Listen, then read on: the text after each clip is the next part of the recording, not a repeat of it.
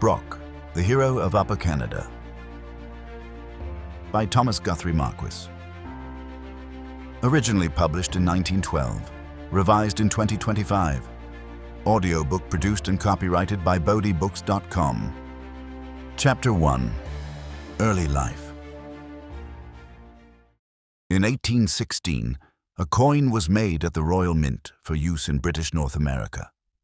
One side of the coin read, "Sir Isaac Brock, the Hero of Upper Canada."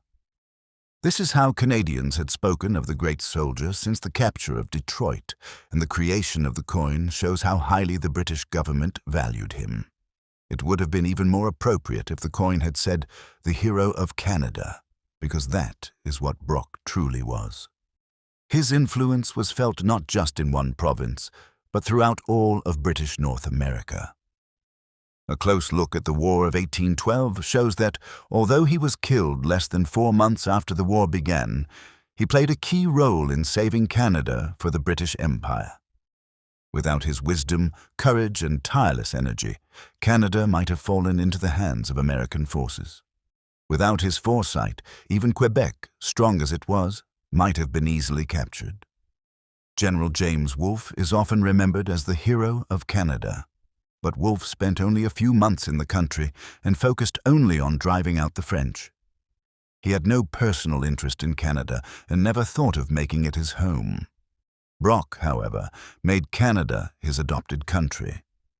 Except for one short visit back to Britain, he lived in Canada for 10 years. For a time, he had nearly complete control over its military, and later, in Upper Canada, he was both the political and military leader. His memory continues to inspire Canadians even more than Wolfe, who defeated the French, or Guy Carleton, who defended Canada from American invasion in 1775 and 1776. In many ways, Brock did more than anyone else to shape the Canadian nation. The other side of the coin carried the words, "Success to commerce and peace to the world." These meaningful words reflect what Brock and other British military leaders like Nelson, Wellington, and Roberts fought for. They were not greedy conquerors like Napoleon, but men who used their swords to help bring about peace under the rule of Christ, the Prince of Peace. Brock holds a high place among the world's great peacemakers. His life, both as a soldier and a leader, is worth careful study. Isaac Brock was born on the small island of Guernsey on October the 6th, 1769. That same year saw the birth of two of history's most famous military leaders, Napoleon, who would lead armies across Europe, and Wellington, who would eventually defeat Napoleon and have him exiled to the island of St. Helena. Not all men have the same opportunities. If Brock had taken part in the European wars of his time, he might have become another Wellington. But his bravery often led him into danger, and he might not have survived. He believed he had to be where the fighting was worst to encourage his men by his example. Brock came from an old family, though how far back it goes is hard to say. The name Brock is so old that there may have been Brocks in England as far back as the time of William the Conqueror.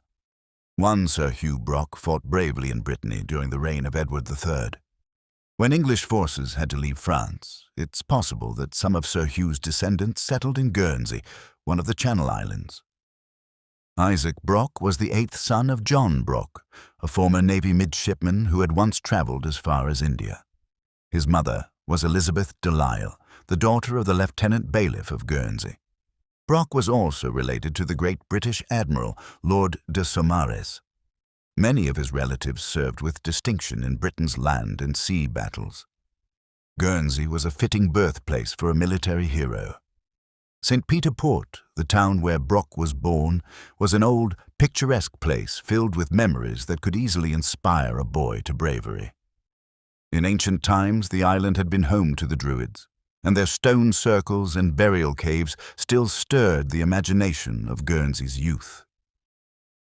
The island had produced many heroes, and its people had often fought valiantly to defend their homes from French attacks. During the days of the Commonwealth, they had also served England with great loyalty. The island itself was rugged and often battered by storms. Its very nature gave its people strength and courage. Positioned in the English Channel, Guernsey was constantly surrounded by ships, both warships and merchant vessels, sailing to distant lands to fight great battles or to bring back treasures from the east and west. Such sights must have impressed young Brock with pride in belonging to the greatest empire on earth. He was a strong, active boy who loved physical challenges and was remembered long after as the best boxer and swimmer among his friends. A favorite feat of his youth was to swim through the swift, dangerous current that separated Guernsey from Castle Cornet, an ancient fortress half a mile offshore. Yet while he enjoyed sports, he was also serious about his studies.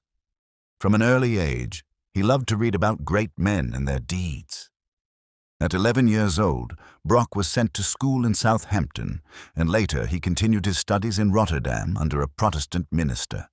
There he learned French well, something that would later be of great value to him in Lower Canada. Brock had to choose a career early in life, and his decision came easily. Every ambitious young man of good family in Guernsey dreamed of joining either the British Army or Navy. Two of his brothers had already chosen the Army. John Brock had become an ensign in the 8th Regiment, the King's Regiment, and had risen to the rank of captain. Ferdinand Brock had joined the 60th Regiment and died bravely in 1779 while defending Baton Rouge on the Mississippi against the American revolutionaries.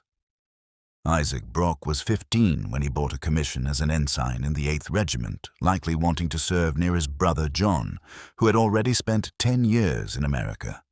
Though still a youth who loved games and sports, Brock was determined to become a great soldier. He studied military science and history with great dedication, often locking himself in his room to avoid interruptions. This habit of disciplined study stayed with him throughout his life. Although he had left school at 15, his letters, both personal and official, show clear, thoughtful writing and a wide knowledge of many subjects, proof of how well he used his spare time in barracks and camp. After 5 years of service, he became a lieutenant in 1790. The next year, he raised and commanded an independent company, earning the rank of captain. By then, he had grown tired of the dull routine of home service and transferred to the 49th Regiment, with which he would remain until his death. He joined the regiment in Barbados and served with it both there and in Jamaica. Not long after joining the 49th Regiment, Brock was provoked by the bullying behavior of a fellow officer who prided himself on his skill with a pistol and often picked fights with others. Brock treated the man with open contempt, which angered him and led to a challenge to a duel. Brock accepted without hesitation. By this time, Brock was a tall, broad-shouldered young man, 6 feet 2 inches in height and strongly built, an easy target for anyone at 12 paces. His opponent, on the other hand, was a small man. As the one challenged, Brock had the right to set the conditions of the duel. Knowing the advantage his size gave his enemy, he took out a large handkerchief and declared that they should fight across it. The challenger, terrified, refused the terms, and the matter ended there. The officers of the regiment branded the bully a coward, and he was soon forced to leave. While serving in Jamaica, Brock nearly died of a violent fever. For days his life was in danger, but his strong constitution and the devoted care of his servant, Dobson, saved him. Brock was deeply grateful. He always remembered kindness, and treated Dobson like a brother for the rest of his life. Dobson later died in Upper Canada, shortly before Brock himself fell at Queenston Heights. The fever left Brock very weak, and he was granted leave to return to England. Time at his Guernsey home, with its fresh sea air and familiar scenes, soon restored his health and strength. Brock spent the next 6 years in England and the Channel Islands, recruiting soldiers, training them and studying military science. Though not on active duty, he advanced quickly in rank. In 1795, he became major of the 49th Regiment, and 2 years later, at only 28, he was promoted to lieutenant colonel. The regiment he inherited was in terrible shape. Its previous commander had been neglectful and corrupt, and the men were poorly disciplined, some of the worst in the army. Brock took charge during a dangerous time. The sailors of the Royal Navy were in open mutiny, and there was real fear that the army would follow. The 49th included many restless, rebellious men, but Brock handled them with firmness and courage. He rarely rested, often visiting the barracks at all hours, and personally tore down seditious notices meant to stir up revolt. Even when he slept, he kept pistols loaded beside him. Though strict, he was also fair and kind. He listened to the men's complaints, knowing they had been mistreated before, and he combined discipline with understanding. In time, he earned their respect and loyalty, and the spirit of rebellion disappeared. A few months later, the Commander-in-Chief, the Duke of York, inspected the 49th Regiment. He declared that under Brock's leadership, it had gone from being one of the worst to one of the best in the army. In 1798, the regiment was stationed for a short time in Jersey. Meanwhile, the French Republic was spreading its power across Europe and had occupied Holland. Britain decided to strike back by invading Holland, and in the spring of 1799, Brock's regiment was ordered to England to join the invasion force. He was soon to face his first real battle. Chapter 2. First Experience in Battle. The French Republic, led by skilled generals, was steadily bringing much of Europe under its control. Holland was among the first nations to fall. Its ruler, the stadtholder, had fled to England, and the old Dutch government was replaced by the Batavian Republic, closely allied with France. In 1798, Britain and Russia agreed to send an army to Holland to drive out the French, restore the former government, and establish a force along France's northern border to check its growing power. Britain promised to send 23,000 soldiers to help free Holland. During the early months of 1799, English harbors were busy preparing for what was then the largest military expedition ever sent from England. By early August, everything was ready. An army of 12,000 men, commanded by Sir Ralph Abercrombie, set sail from Southampton between August 8th and 13. This was only the first division. More troops were to follow under the Duke of York, the British Commander-in-Chief, once Abercrombie's army had secured a landing. Lieutenant Colonel Isaac Brock, now the senior officer of the 49th Regiment, joined the expedition. His regiment was part of the 4th Brigade under Sir John Moore. The same brave officer later killed at Corona in Spain and remembered in the famous poem, The Burial of Sir John Moore. The fleet's departure for Holland was a magnificent sight. It included 15 ships of the line, 45 to 50 frigates and smaller warships, and about 130 transport vessels. But the voyage quickly turned difficult. Storms and contrary winds battered the fleet for more than 2 weeks, preventing them from landing. At last, on August 26th, the ships dropped anchor off the flat, sandy coast of North Holland. Preparations began immediately to disembark the troops. To cover the landing, the warships opened fire on the enemy's defenses. The 49th Regiment encountered little resistance at first.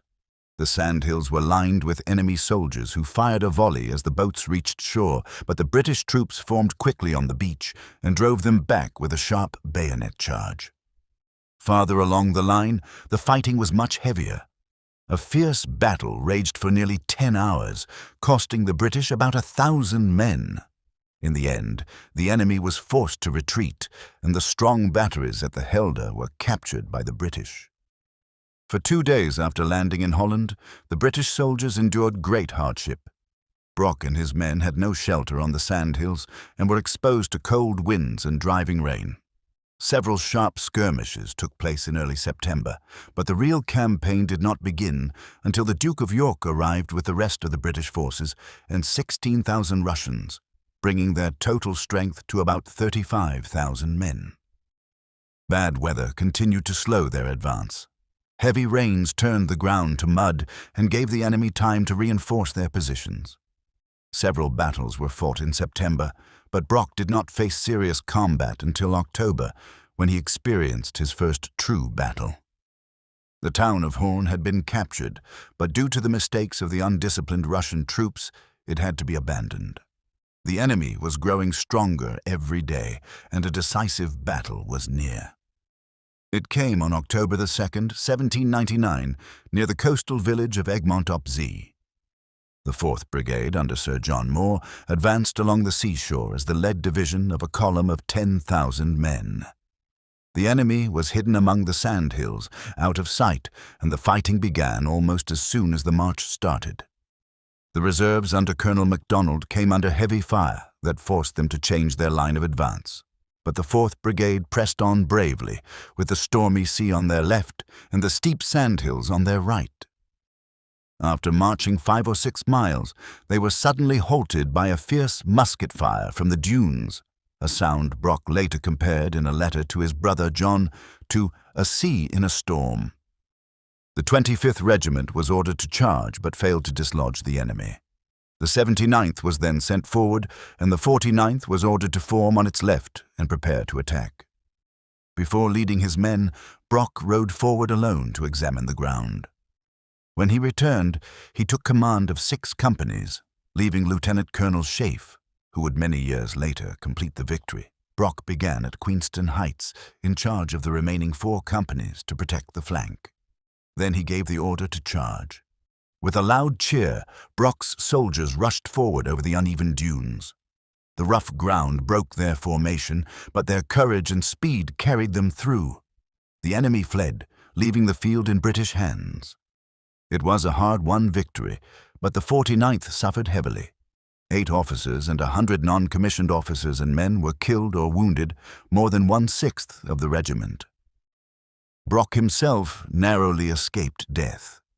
As the enemy began to retreat, he was watching his men's success when a bullet struck him with such force that he fell stunned from his horse.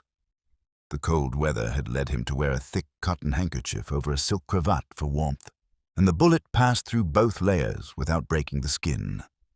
Fighting continued until October the 6th, when both the British and Russian forces were forced to retreat, though strangely, the French and their allies were also retreating at the same time. The situation was desperate. The invading army could get supplies only from their ships, and the British commanders had hoped the Dutch people would welcome them as liberators. Instead, most of the Dutch either stayed neutral or actively fought against them. Winter was approaching, and a campaign in such weather was impossible.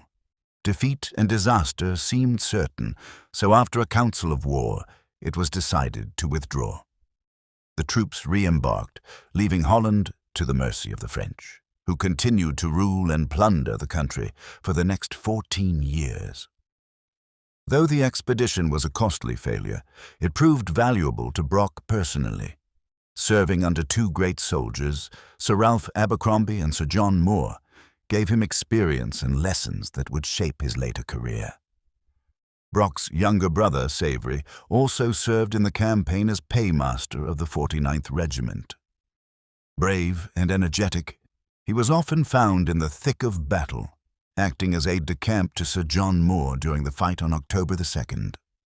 Brock, alarmed by his brother's recklessness, called out to him in mock anger, "By the Lord Harry, Master Savory, did I not order you, unless you stayed with the general, to remain with your iron chest? Go back to it, sir, immediately." Savory laughed and answered affectionately, "Mind your regiment, Master Isaac. You wouldn't have me quit the field now." He stayed in the fight and escaped unharmed, though his horse was shot under him. Later, Brock wrote proudly to their brother John, praising Savory's activity and gallantry, and saying that he has become the astonishment of all who saw him. Clearly, Brock's earlier anger had been nothing but brotherly concern. After returning to England, the 49th Regiment was sent to Jersey, where it remained until the spring of 1801.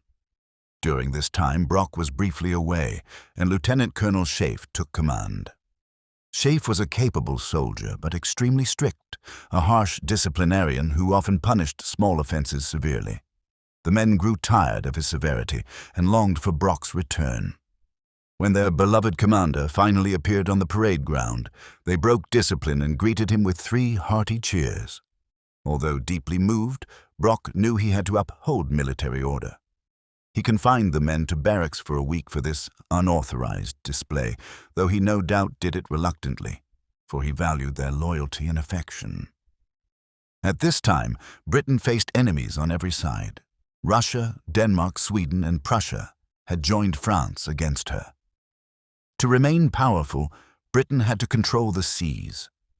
The Baltic was filled with strong Russian and Danish fleets, so a great naval expedition, 53 ships strong, was sent to destroy or capture them and to bring Denmark to terms. Sir Hyde Parker and Lord Nelson commanded the fleet, and Brock went as second in command of the land forces, serving under Colonel William Stewart. Stewart was a forward-thinking officer who broke from old traditions and worked to modernize the army. Brock learned much from him, lessons in leadership, efficiency, and care for his men that would serve him well in the years to come. The 49th Regiment, numbering 760 men, embarked with Nelson's squadron for the Baltic campaign. When Nelson attacked Copenhagen, Brock, stationed aboard the Ganges, was given command of the 49th with orders to storm the main Trekroner battery. He was to be supported by Captain Fremantle of the Ganges and 500 sailors. However, the Danes resisted fiercely, and the landing had to be abandoned. As a result, the British infantry were not able to take part in the actual assault. The ships carrying the 49th came under a heavy and continuous fire from the Danish shore batteries, floating defenses, and warships.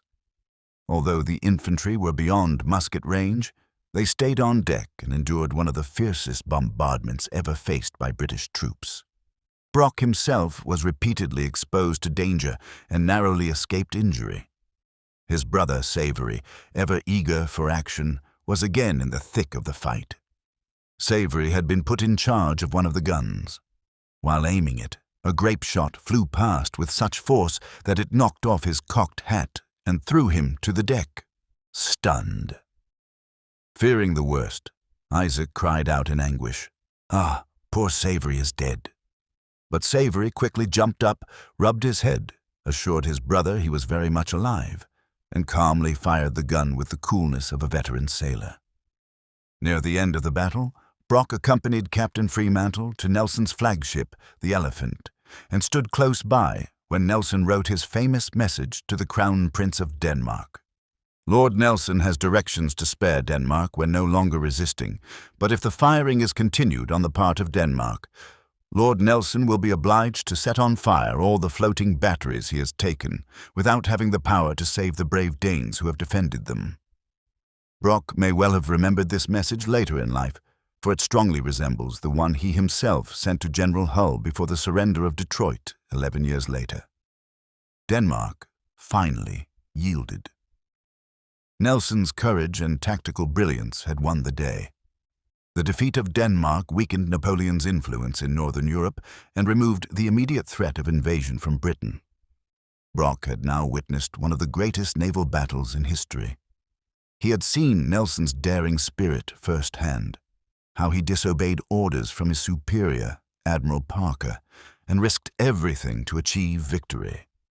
It is quite possible that years later, when Sir George Prevost cautioned him not to attack the Americans, Brock remembered Nelson at Copenhagen and chose, as Nelson had, to risk all in defense of his country. Chapter 3.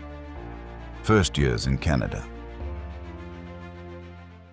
During the attack on Copenhagen, the 49th Regiment had been divided among several ships in the fleet: the Monarch, the St. George, the Ganges, and the Elephant. It was not until August that the entire regiment was back together in England. When they reassembled at Colchester, Brock inspected his men and addressed them warmly. He praised both officers and soldiers for their courage under the fierce Danish fire and told them that every ship's captain had spoken highly of their conduct. His care and leadership had transformed the 49th into a disciplined and dependable regiment, one that could be trusted even when he was not personally present. The regiment spent the winter in England, but when spring arrived, orders came for the 49th to prepare for service in Canada. This news was not welcome. Canada, in those days, was far from the prosperous land it would later become. To most soldiers, it seemed a remote and frozen wilderness filled with forests, wild animals, and hostile tribes. The voyage across the Atlantic was long, dangerous, and often deadly. Worse still, there seemed little chance of action. North America was far from Europe's wars. Many officers considered such an assignment a kind of exile. But Brock made no complaint. His sense of duty was firm. If his country had ordered him to serve in Greenland, he would have obeyed without question. In June, the ships carrying Brock and his men sailed from England. After weeks of unusually stormy weather, they finally reached Quebec, the mighty St. Lawrence River stretching deep into the continent, the endless forests lining its shores, and the great natural fortress of Quebec, crowned with strong defenses that had endured 4 long sieges. All must have deeply impressed him with the vastness and strength of this new land. Brock stayed only a short time at Quebec, enjoying its lively society, before orders came for the 49th to proceed to Upper Canada. Though he thought of it as a wilderness, he obeyed and set out for his new post. At that time, Canada's population was very small. Lower Canada had about 160,000 inhabitants, and Upper Canada little more than half that number. In all, fewer than 300,000 people lived in the immense territory stretching from the Atlantic Ocean to the Western Plains, less than the population of modern Toronto alone. Only a handful of British soldiers were stationed throughout the region, just enough to keep order. Most forts were weak and poorly equipped. York, now Toronto, the capital of Upper Canada, had no defenses at all. Amherstburg's fortifications were in ruins. Kingston was somewhat stronger, but Montreal, though the chief center of trade, was almost unprotected. Only Quebec, with its massive cliffs and fortifications, could have withstood a serious siege. Brock began his journey to his post at York, then the small town that would one day become Toronto, in August or September of 1802. Travel in those days was slow and difficult. There were no railways or steamboats, so the journey had to be made either by rough forest roads or by water. Brock chose the latter route. The first stage, from Quebec to Montreal, was made in a fast-sailing schooner. At Montreal, he rested for a short time, likely enjoying the hospitality of the wealthy fur traders who lived there, men who sent their voyageurs deep into the wilderness to bring back rich stores of furs. From Montreal, the journey continued up the St. Lawrence River in boats. At the rapids, the crews were forced to carry their heavy craft overland or haul them by ropes. They paddled and rowed through wide, calm lakes like St. Louis and St. Francis, and drifted through the maze of the Thousand Islands, where Brock must have admired the strange beauty of the scene. Finally, they reached Kingston, the old fortified post founded in the days of Frontenac.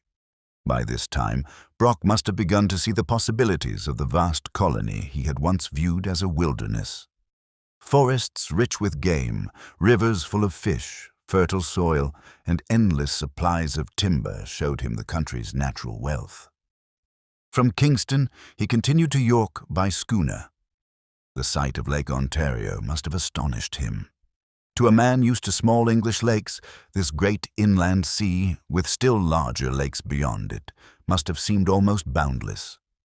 He could already imagine a future empire growing along its fertile shores.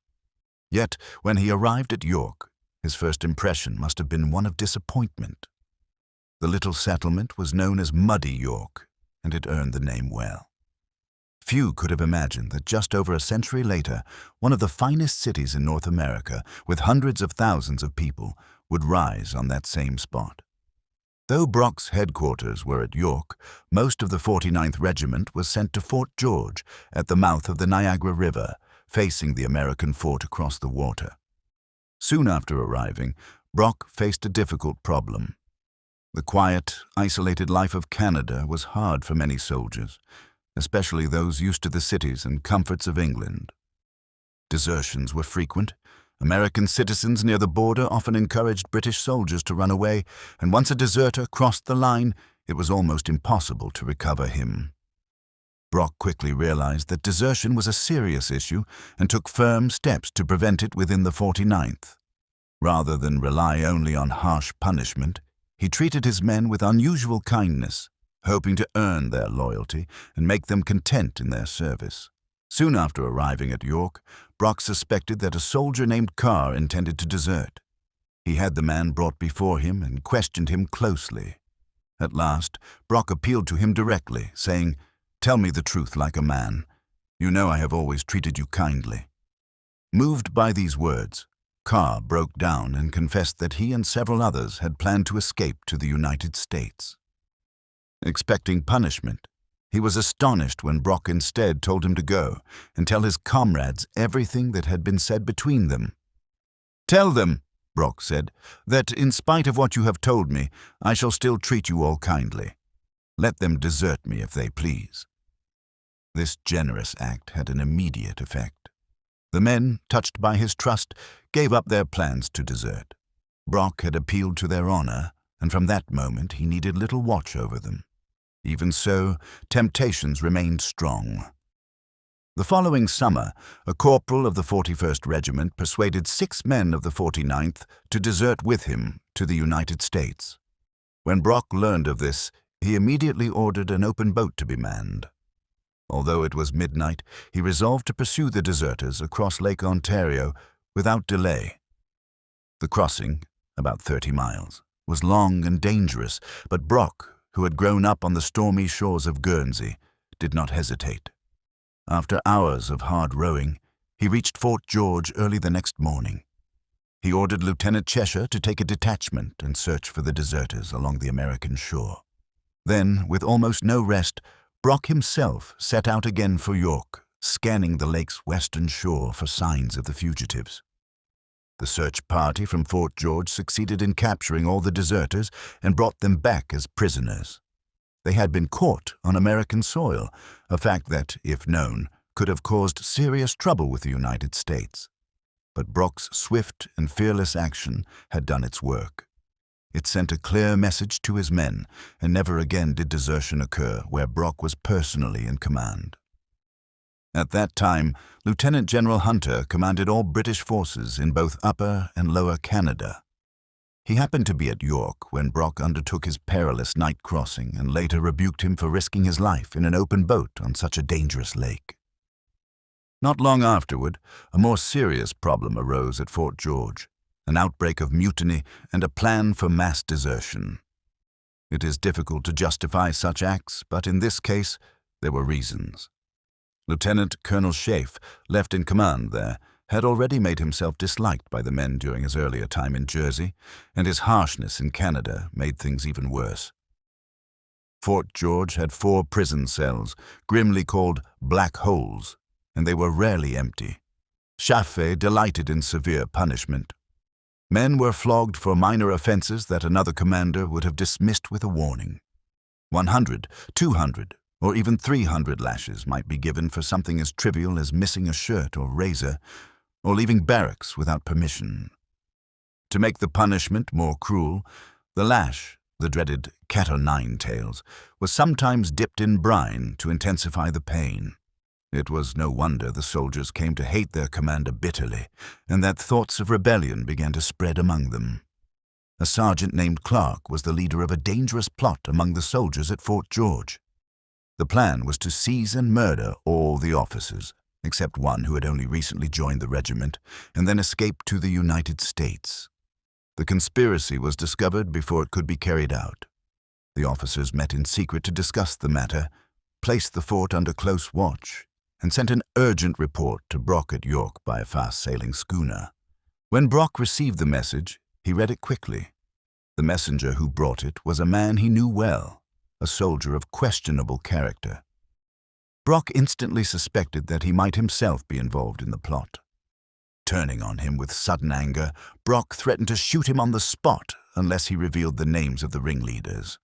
Knowing Brock meant what he said, the man, terrified, confessed everything. Without a moment's delay, Brock boarded the schooner that had brought the report and sailed straight for Fort George. With a strong wind behind them, they made the crossing swiftly, arriving unnoticed except by the sentry on guard. Brock went ashore alone and walked straight to the east gate of the fort. The guard turned out to salute him, and, by chance, Sergeant Clark, the chief conspirator, was in command of the guard that day. Brock ordered Clark to lay down his pike and remove his sword and sash. Then he called out to Corporal O'Brien, another of the main conspirators, to fetch handcuffs and secure Clark in a cell. When O'Brien obeyed, Brock immediately arrested him as well and had him locked up beside Clark. Brock's quick and decisive action took everyone by surprise. Before the other officers even knew he had arrived, the two ringleaders were in irons. The remaining 10 conspirators were soon captured and imprisoned, making 12 in all. These men, together with the 7 deserters caught earlier, were sent under guard of the Royal Artillery to York. When Lieutenant General Hunter at Quebec learned of the affair, he ordered that all the prisoners be taken to Quebec for trial. The trial found them all guilty. 4 of the conspirators and 3 of the deserters were sentenced to death, and on March 2nd, 1804, the sentence was carried out. The execution deeply grieved Brock. He loved his soldiers and felt that harsh treatment had driven some of them to desperate acts. When word came to York that the executions had taken place, he gathered his men together and spoke to them with great emotion. "Since I have had the honor to wear the British uniform," he said, "I have never felt grief like this. It pains me to the heart to think that any members of my regiment should have engaged in a conspiracy which has led to their being shot like so many dogs." The soldiers who listened to Brock that day were filled with deep sorrow. Tears came to their eyes as they remembered the battles of Egmont-op-Zoom and Copenhagen and recalled their commander's constant kindness toward them. Brock, too, could not forget that the men who had just met such shameful deaths were the same brave soldiers who had followed him into battle in Holland and had stood unflinching under the deadly fire that had swept Nelson's fleet at Copenhagen. After this sad event, Lieutenant General Hunter ordered Brock to take command at Fort George. Brock immediately introduced a new system. He allowed the men more freedom, ended the harsh punishments that had caused so much resentment, and treated them with firm but fair discipline. Under his leadership, morale improved, and even the tempting offers from Americans across the border could not persuade his soldiers to desert. Lieutenant Colonel Sheff, shaken by the tragic results of his severe rule, also changed his ways and began to treat the men more humanely. In his leisure time, Brock turned his attention to studying the land and its people. He saw that the country was rich and full of promise. Its fertile soil could easily support thousands more settlers, but few were coming from Britain. Land was cheap, often nearly free, and thousands of newcomers from the United States were moving into Upper Canada. Most came simply to seek prosperity. Few had any loyalty to the British Crown. Many would have preferred to see the stars and stripes flying over their homes instead of the Union Jack. To strengthen the colony, Brock proposed to the British government that a corps of veteran soldiers be settled in Canada. Their term of service, he suggested, should depend on the length of their former service, and when discharged, they should be granted land, especially along the Credit River west of York, and given temporary supplies such as farm tools and rations. He believed this would create a population of loyal settlers, bound to the country by ties of interest and gratitude. There was already a fine group of United Empire loyalists in Upper Canada, but the flood of American immigrants threatened to outweigh them and become a danger to British rule.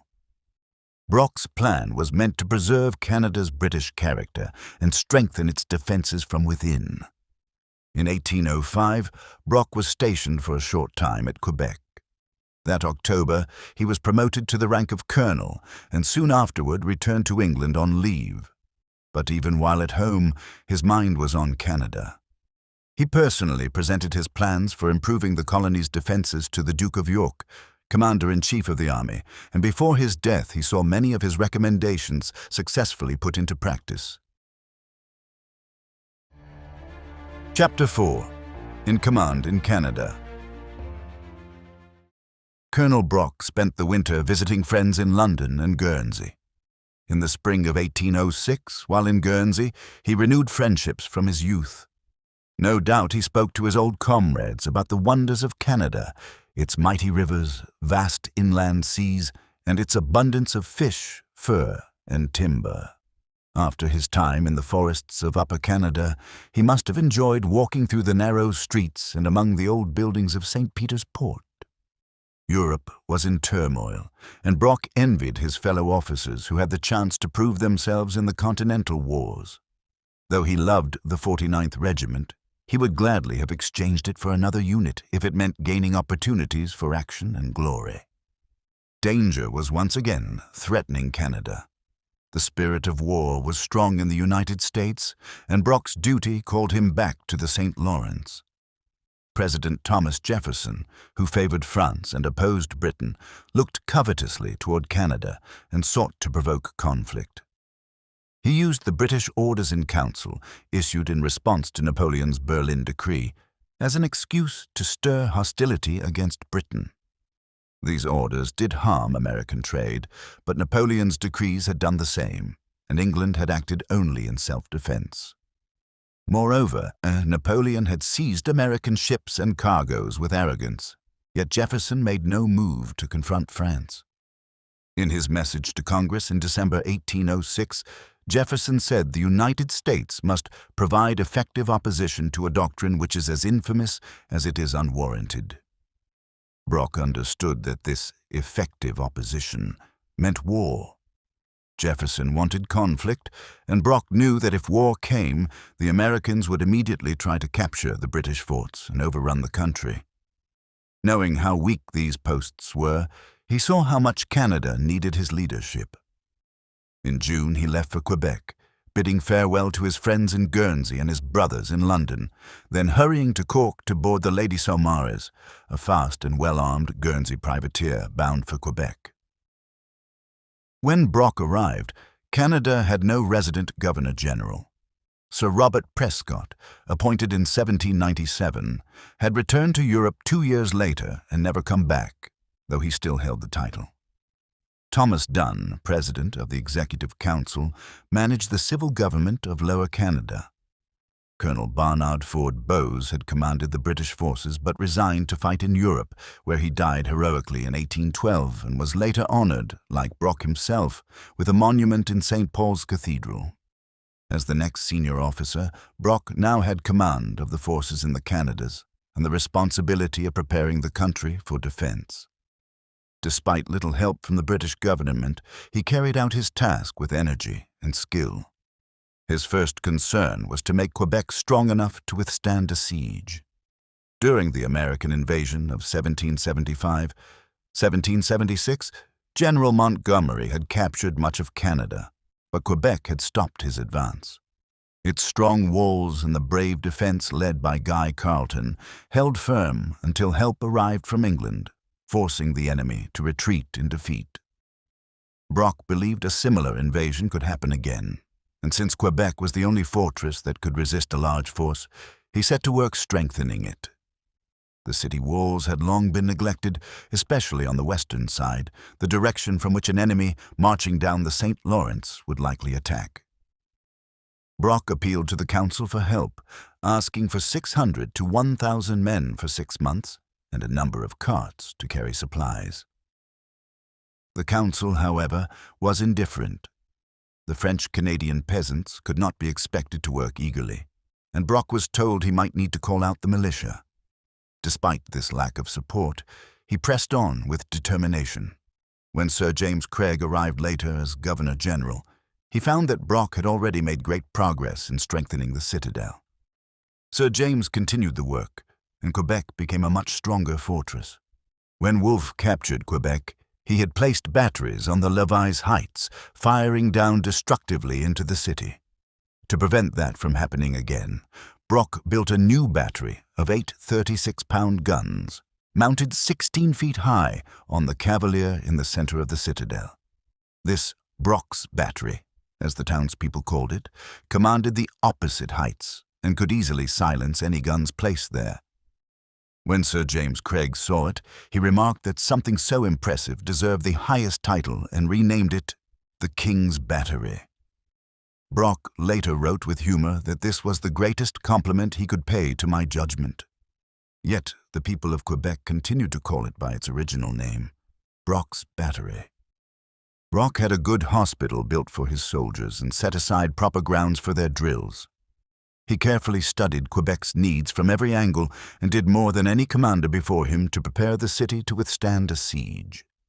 If war came, one of the first priorities would be to control the lakes and rivers. To that end, Brock ordered the construction of several schooners and bateaux and stationed them at key garrison points, ready for immediate service. He placed assistant quartermaster generals at Amherstburg to manage the vessels on Lake Erie and at Kingston to care for those on Lake Ontario. While this work continued, war seemed close at hand. Britain claimed the right to stop and search foreign ships for deserters, and British naval officers often acted with arrogance. American ships were sometimes halted, and American sailors, wrongly accused of being British deserters, were seized. These actions gave the United States a real reason for anger against Britain. The worst case occurred when deserters from the British sloop Halifax joined the crew of the American warship Chesapeake. Acting under orders from Admiral Barclay, the British frigate Leopard intercepted the Chesapeake and demanded their surrender. When Commodore Barron of the Chesapeake refused, Captain Humphreys fired a broadside into the ship, killing and wounding several men. The Chesapeake surrendered without returning fire, and the deserters were seized and taken to Halifax. News of this attack caused great outrage in the United States, and many demanded war. The British government, however, expressed regret and promised to make amends, which temporarily eased tensions. Brock, expecting war to begin at any moment, redoubled his efforts to strengthen Quebec and prepare for invasion. Believing Montreal would be the main target, he had a fleet of boats ready to move troops quickly to that area. That same year, Lieutenant Colonel John Macdonell proposed raising a regiment among the Highland settlers of Glengarry. Brock eagerly supported the idea and recommended to London the creation of the Glengarry Fencibles. The plan succeeded, and by the start of the War of 1812, the regiment was ready for service. Under Lieutenant Colonel George Macdonell, it won distinction in many battles, especially in its daring capture of Ogdensburg. Despite his successes, Brock was deeply troubled. Most people in Canada were of French descent, and in Lower Canada, almost everyone outside the government spoke French. He feared they could not be trusted if war broke out. They might fight well against the Americans alone, but since the United States would be allied with Napoleon, Brock worried their loyalty would turn. Though the French-Canadian militia trained with enthusiasm, he feared they were learning the art of war to use it against the British. He believed that if a French force invaded Lower Canada with a few thousand muskets, it could conquer the province. In his letters, he often mentioned their sympathy for Napoleon and their excitement at his victories, which they believed would lead to Britain's defeat. To Brock, their attitude seemed ungrateful. Under French rule, they had suffered corruption and tyranny under officials like Bigot and Cadet. Under British rule, they had been granted freedoms greater than any other peasantry in the world. Writing to his brother William, Brock said, "It may seem strange that men so indulged and favored should desire change, but so it is, and I believe that if Englishmen were in their place, they would be even more eager to escape French rule." Even in danger, Brock's nature remained kind and understanding. He could sympathize even with those who seemed unfaithful. He knew that if his own beloved island of Guernsey had ever fallen to France, no kindness from the conquerors would have kept him from longing until the British flag once more flew over his home. Brock, however, had little real reason to fear. There were Napoleon's agents in the province and friends of the United States, and some people would have welcomed a change of government.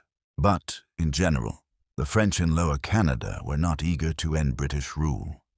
The seigneurs and the priests were almost all loyal. Had Brock lived to see the war's end, he would have learned that the French Canadians stayed true during the American invasion and that the habitants fought bravely under leaders like de Salaberry. The Battle of Chateauguay was one of the war's most famous fights, and, except for a handful of men, all the British troops there were French Canadians. On October the 16th, 1807, Brock's time as Commander-in-Chief ended. That day, Sir James Craig, newly appointed Commander-in-Chief and Governor-General, arrived at Quebec. Early in 1808, Sir James made Brock an acting Brigadier General, and the Home Government later confirmed the rank. In the meantime, Brock was sent to Montreal to command the troops in that district. He lived in the old Château de Ramezay. Montreal was then a lively, wealthy centre, the heart of the fur trade, with many rich and hospitable residents. While fulfilling his duties, Brock joined in the city's social life and often visited the homes of the fur magnates and the famous Beaver Club. He spent the summer there, but in September, Major General Sir Gordon Drummond replaced him, and Brock returned to Quebec. He then suffered a bout of homesickness. News kept reaching him of honours won by former comrades on Europe's battlefields. He saw only hard work and little chance for glory in Canada, though he loved fame as any soldier did. He also learned that Brigadier General Baron de Rottenburg was coming to Canada. As Rottenburg was senior to him, he would take precedence in any major appointment. In a letter to his brother, Brock called Canada a remote, inactive corner, and was glad that his brother Savory was trying to get him a more active post. Yet life in remote Canada held pleasures. Brock had many friends in Quebec and entertained as generously as his means allowed. When warships were in port during the summer, the garrison hosted visitors lavishly. Races, picnics, and water parties filled the peaceful days and helped the soldiers forget the rumors of war. Brock joined in these amusements to break the monotony of barracks life. One summer, with 2 frigates in the harbour and Lieutenant Governor Gore of Upper Canada and his wife visiting, Brock gave a dinner for Mrs. Gore and, not satisfied with that, hosted a ball with, as he put it, a vast assemblage of all descriptions. He still hoped to return to Europe to win laurels in Portugal and Spain, but it was not to be. Sir James Craig had come to value Brock's Canadian experience and military skill and could not spare him. When Baron de Rottenburg arrived, Sir James sent Brock to Upper Canada to command the forces there. This proved a wise choice. The situation was more serious than either Sir James or Brock realized, and Brock was the one man equal to it. He did not welcome the change. He feared the post might not be permanent, and that he would be sent back to Quebec. Life in Upper Canada was hard. Few comforts, only bare necessities. Still, as a true soldier, he obeyed without repining. What he regretted most was leaving a garden he had tended at Quebec. The most delightful garden, he called it, with abundance of melons and other good things. He seems to have taken his library with him, for at Fort George he had many fine books in English and French, military works, biographies, travel, and poetry, including 2 prized editions of Shakespeare. He kept up the habit begun when he was an ensign, setting aside time each day, when possible, for good reading. Chapter 5. In Upper Canada. Brock's first headquarters in Upper Canada were at Fort George. He strengthened and expanded the fortifications, toured the province to inspect defenses, and worked to build confidence and loyalty among the people. He had seen danger in the French-speaking population of the lower province. In the upper province, he saw another danger in the many recent settlers from the United States. Thousands had come to farm the rich lands of what is now Western Ontario, and many were little better than agents of the United States. In June 1811, Brock was promoted to Major General. Even so, he still hoped to return to England for active service. But the United States was growing more threatening, and the authorities did not want him to leave Canada at such a critical time. Early that year, Sir James Craig, ill in health, resigned as Governor-General and left Canada. As he was about to sail for England, he ordered his horse, Alfred, to be sent as a gift to Brock. Colonel Baines wrote to tell Brock of this. He asks that you accept, as a legacy and a mark of his sincere regard, his favorite horse, Alfred. He sends him to you not only to ensure the old favorite a kind and careful master, but because he is convinced that the whole continent of America cannot provide you with so safe and excellent a horse. This act showed how deeply Sir James respected Brock. The words, not only from wishing to secure for his old favorite a kind and careful master, reveal much about Brock's gentle and trustworthy nature. Around this time, the war party in the United States found a new complaint against Britain. They accused British officers in Canada of urging the indigenous tribes to attack American frontier posts and settlers. In truth, the opposite was happening. Brock's letters show that he dreaded the thought of the indigenous peoples taking to war and warned his agents to do all they could to keep them peaceful. He was simply following Sir James Craig's instructions, who had written, "On every principle of policy, our interests should lead us to use all our efforts to prevent a rupture between the Indians and the subjects of the United States." Still, Brock knew that if war came between Britain and the United States, the indigenous nations could not be expected to remain neutral. Britain's best course was to stay friendly with them. If the tribes sided with the Americans, Canada's defense would be hopeless. In September 1811, Sir George Prevost succeeded Sir James Craig as Governor-General and commander of the forces in Canada. Around the same time, Lieutenant Governor Gore left for England on leave, and Prevost appointed Brock president and administrator of the government of Upper Canada. This new responsibility came at a time when Brock was weighed down by personal sorrow. He loved his family deeply, and a business disaster had caused estrangement between his brothers William and Irving. The Napoleonic Wars had ruined many merchants in Britain, including the London banking firm in which William Brock was senior partner. William had long been generous to Isaac, advancing him £3,000 during his army career. Though given as a gift, the money appeared in the firm's books as a debt, making Major General Brock legally responsible for the amount. Irving, who was also part of the firm, blamed William for the failure and turned against him in bitterness.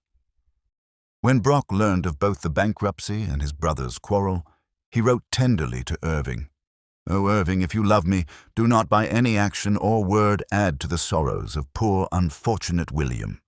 Remember his kindness to me, how he always took pleasure in serving me. Hang the world, it is not worth a thought. Be generous and find silent comfort in being so." Brock's heart was deeply moved, not because of the financial loss, which meant little to a strong man, but because of William's suffering. "Why refuse him comfort?" he wrote again to Irving. "If tears could restore him, he would soon be happy. I sleep little, but must wear a smiling face through the day.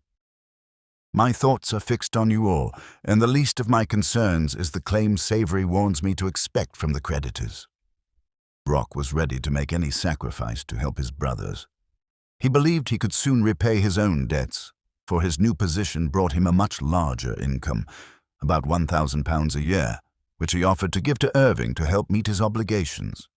Though his office in Canada gave him many chances to enrich himself unfairly, nothing could tempt him to act dishonorably. He wrote to Irving, "I shall make all I can out of it by any fair means, for be assured that even your stern honesty shall have no just cause to censure one of my actions." Later, his words, together with his noble deeds for his country, deeds that brought honor to the family name, helped to reunite William and Irving. During this time, an event occurred that showed how deeply Brock was respected in Canada. His brother William wrote to tell him, "It was reported that legal proceedings had been started against you, and upon hearing this, a young man recently from Canada, a Mr. Ellis, called on Charles Bell to ask if it were true.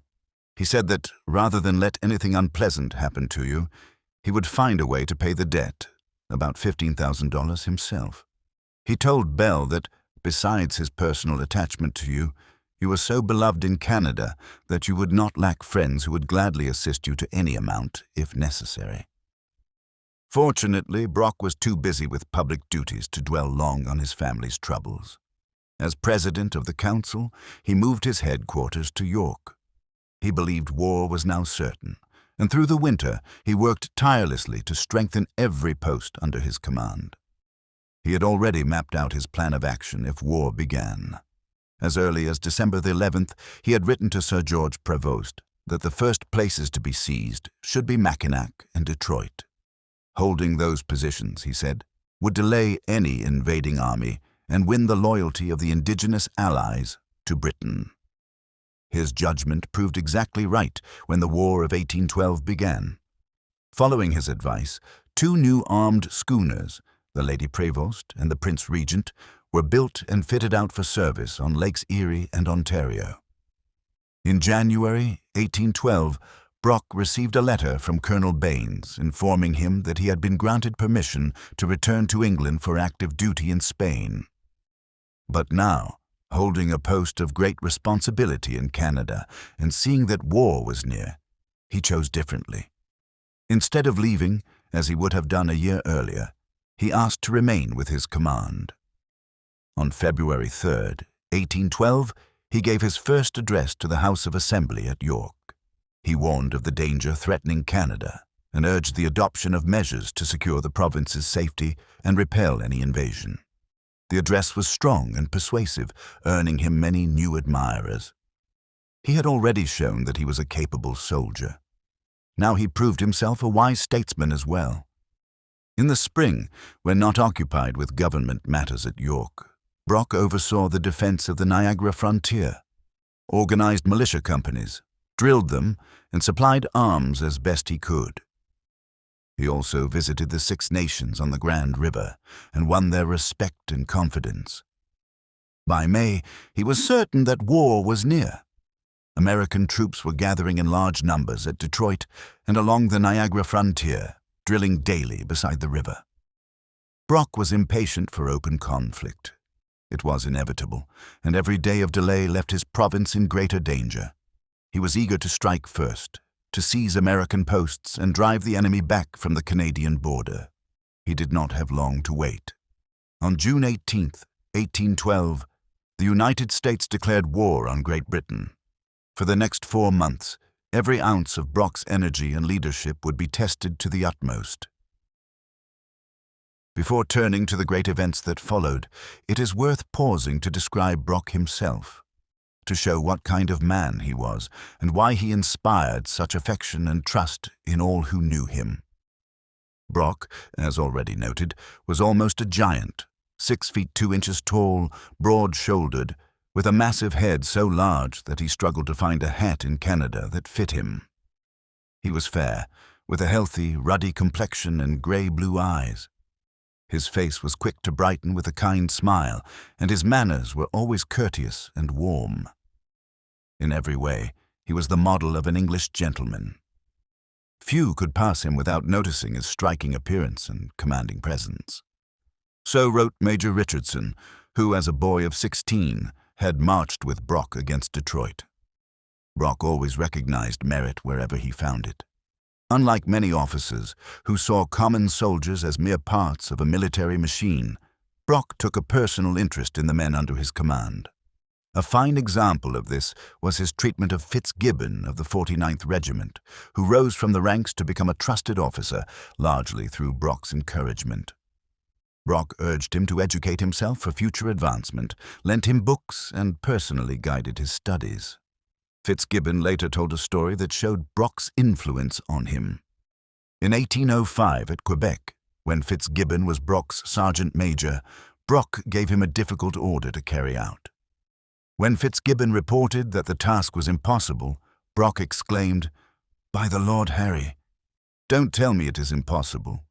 Nothing should be impossible to a soldier. The word impossible should not be found in a soldier's dictionary." 2 years later, during the Leopard and Chesapeake incident, Brock ordered Fitzgibbon to prepare 20 bateaux for transporting troops to Montreal. When Fitzgibbon reached the boats, He found them stranded 200 yards from the water, with thick mud between. He was about to give up and return, convinced the job could not be done. Then he remembered Brock's words. Turning to his men, he said, "I think it impossible for us to get these boats afloat, but you know it will not do to tell the colonel so, unless we try. Let us try. There are the boats. If it is possible for men to launch them, you will do it. Go at them." The men obeyed, and within half an hour, the boats were floating. Brock's example always stirred his men to overcome obstacles that seemed impossible. He also chose his officers, not for birth or social rank, but for genuine ability. When he first lived in Upper Canada, he met a plain-spoken Scotsman named Robert Nichol, who ran a store near Fort George. Brock soon discovered Nichol's exceptional knowledge of the province, its resources, and its people. When war came, Nichol, now a colonel in the militia, became an invaluable officer.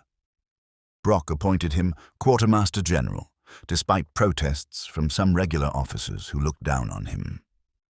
Nichol, however, proved one of the most able and reliable men in service. Many small acts show Brock's kindness of heart. Writing once, he said, "For 10 months there has not been a desertion in the 49th, except Hogan, Savory's former servant. A fair damsel persuaded him to this act of madness, for the poor fellow cannot earn his bread by labor. He has half killed himself with drink, and we know he cannot live on love alone." There was no anger in those words, only pity for the misguided man. In another letter, he wrote, "I have persuaded Sir James to appoint Sergeant Robinson, master of the band, to a post in the commissariat at Sorrel worth 3s 6 days. A day with subaltern's lodging money and other allowances." He married a Jersey lass, whose relatives may inquire for him. That such kindness was his habit can be seen from a letter written to him in October 1810 by Lieutenant Colonel Thornton, Sir James Craig's military secretary. "I have told Sir James of your charity toward the poor fellow formerly of the King's," the regiment Brock first joined. "He has therefore ordered his rations to be continued to him. But I am to remind you of the danger of setting such a precedent, and to request, in the General's name, that you refrain as much as possible from indulging the natural benevolence of your heart in this way, as he has always refused other such requests." Brock was truly one of nature's noblemen. As a commander, he inspired courage. As a man, he brought light and kindness into the lives of all who knew him. Chapter 6. Hostilities Commence. Even before war was declared, the United States sent large numbers of troops to the Niagara frontier, and over 2,000 men under General Hull marched toward Detroit to invade Canada from there. U.S. leaders were sure of an easy victory. They seemed to have forgotten the lesson of 1775-1776, when Guy Carleton stopped their army at Quebec and drove it out of British North America. Now Canada had another Carleton in Major General Isaac Brock. American confidence ran high. Dr. Eustis, the Secretary of War, claimed they could take Canada without soldiers, just send officers, and the discontented people would flock to the Stars and Stripes. Henry Clay said, "It is absurd to suppose we will not succeed. We have the Canadas as much under our control as Great Britain has the ocean, and the way to conquer her on the ocean is to drive her from the land. I am not for stopping at Quebec or anywhere else. I would take the whole continent from them and ask no favors." Ex-President Jefferson, whose hostility to Britain helped bring on the war, imagined a simple march from Detroit to Halifax. General Widgery, a congressman, boasted, "I will take Canada by contract. I will raise a company and take it in 6 weeks." It was a case of pride before a fall. The United States entered war with an empty treasury, untrained officers, inexperienced soldiers, and a divided nation. In New England, sermons denounced the war, and in Boston, flags flew at half-mast. Their confidence is less surprising when even Canada's Governor-General believed Quebec was the only place that could be held. Brock, brave as he was, had his doubts. "I talk loud and look big," he wrote, yet his letters often show he expected to fall back before the invasion. Canada's position was dangerous, and only Brock's skill and energy kept the enemy out. Fewer than 1,500 regulars were in Upper Canada, spread thin from Fort St. Joseph on Lake Huron to Kingston, guarding about 1,300 miles of frontier. Brock also faced an unreliable House of Assembly. As war neared, he could not get vital measures passed. Some members clearly sympathized with the United States. He called an extra session on July 27th to pass emergency bills, but the members wasted time on trivial matters. He dismissed them and resolved to use martial law if necessary.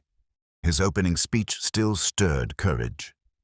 "We are engaged in an awful and eventful contest. By unanimity and dispatch in our councils, and by vigor in our operations, we may teach the enemy this lesson, that a country defended by free men, enthusiastically devoted to the cause of their king and constitution, can never be conquered." Brock also distrusted the indigenous nations, and rightly. American agents had been among them, and most chose neutrality, meaning they would side with whoever won first. With so few regulars, he had to rely on militia, yet many refused the call, and others he knew would seek protection from U.S. troops once they arrived. Many recent American settlers in the province wanted a change of government.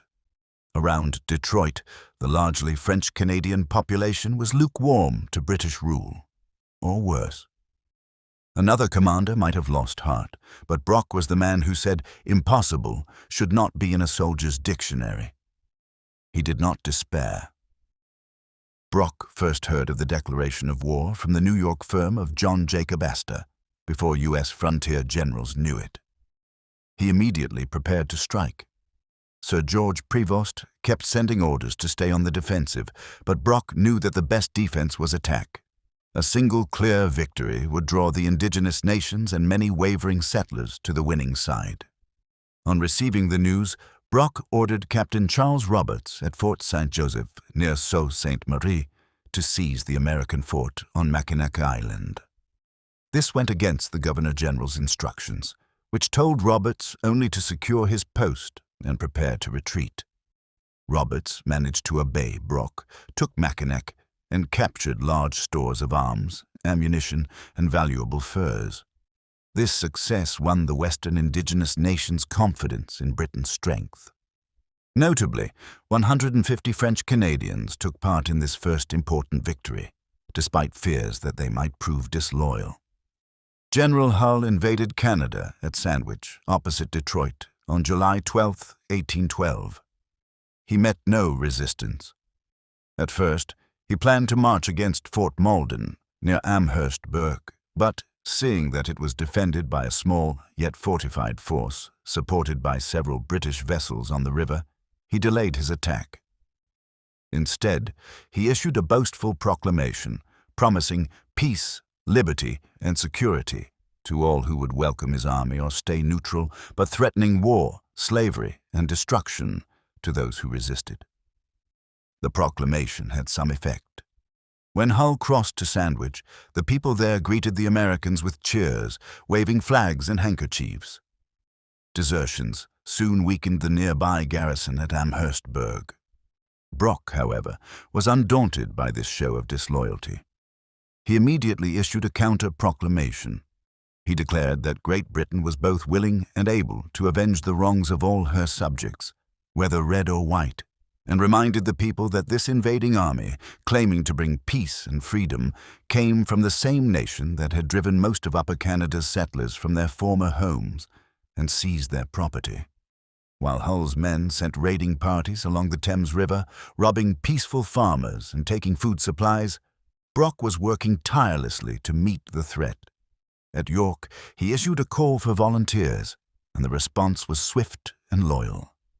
Sons of United Empire Loyalist farmers, professional men, and leading legislators all took up arms. The women of Upper Canada sent them off with courage. One mother from York said to her son, "Go, my boy, and let me hear of your death rather than of your disgrace." The young man later wrote that he marched off with a full heart but with a buoyant spirit. Brock had no fear of the American forces along the Niagara River. His main concern was Hull's army at Detroit. As soon as he had raised his volunteers, he decided to march to Amherstburg to drive Hull from Canadian soil. There was no time to waste. On the very day Hull entered Canada, Brock wrote to Sir George Prevost in a discouraged tone. His men lacked tents, blankets, and proper weapons. Many of the militia were poorly clothed, and some were even barefoot. The war had begun just as the harvest season arrived. If the crops were lost, the farmers' families would face hunger. Many militia begged to return home to save their harvests, and Brock had to let some go, fearing others would desert. He knew he must act quickly and strike a decisive blow. He relied heavily on the United Empire Loyalists and their sons. The strong company he had gathered at York, along with the few regulars in the province, would have to take the lead. Brock resolved to confront the invader directly, to beard the lion in his den, though this lion would soon prove to be a sheep. On August the 5th, 1812, he was finally ready to set out on the daring expedition that would change the course of the war. The force destined for Detroit first moved to Burlington Bay, then marched overland to Lake Erie. On August 7th, while passing the Mohawk settlement on the Grand River, Brock called a council to learn the mood of the indigenous allies. He found them hesitant and unfriendly. Some of their chiefs had recently visited Hull, and American agents had been active among them. Only a few promised, without enthusiasm, to join him, about 60 in all. Brock realized that if his expedition failed, these tribes, though under British protection, might easily become enemies. On August 8th, Brock reached Long Point, where boats waited to carry his men up the lake. He embarked with 40 soldiers of the 41st Regiment and 260 militia. The journey was stormy and perilous. At one point, Brock's boat struck a rock and stuck fast. When oars and poles failed to free it, he leapt into the water, and the crew followed. The boat floated off immediately, and though drenched and shivering, the men cheered their leader with renewed admiration. After 5 days of harsh weather, battling wind and rain, the small force, upon which so much depended, finally reached Amherstburg. Hull, hearing of Brock's approach, became alarmed. On the very day Brock arrived, Hull withdrew the last of his troops from Canadian soil. British forces quickly reoccupied Sandwich, and Captain Dixon began building batteries there. Within 2 days, 5 guns were mounted, aimed directly at Fort Detroit. A few days earlier, an American detachment under Major Van Horn had been sent to escort supplies from the River Raisin to Detroit. The party was ambushed by indigenous warriors, led by the great Shawnee chief Tecumseh. 17 Americans, including 7 officers, were killed and 8 wounded. More importantly for Brock, Hull's mail fell into Tecumseh's hands. When Brock reached Fort Malden, Colonel Proctor gave him the captured correspondence. Its contents delighted him. Hull's letters revealed that he was discouraged and fearful. His supply lines had been cut, and he faced the threat of starvation. His provisions were running out, and only by plundering Canadian farms had his army managed to eat. Sickness had spread through his crowded camp, and his tone was one of despair, far different from the bold proclamations he had issued when first invading Canada. Gone were his plans to march to Quebec. He was now thinking only of saving himself. Seeing this, Brock decided on an immediate invasion of American territory. He knew Hull commanded about 2,500 men in and around Detroit and expected a hard fight, but he had rightly judged Hull's weakness and thought he might be intimidated into surrendering. He sent his aides, Lieutenant Colonel John MacDonell, the Attorney General of Upper Canada, and Captain Glegg to Detroit under a flag of truce, demanding its immediate surrender. His message read, "The force at my disposal authorizes me to require of you the surrender of Fort Detroit.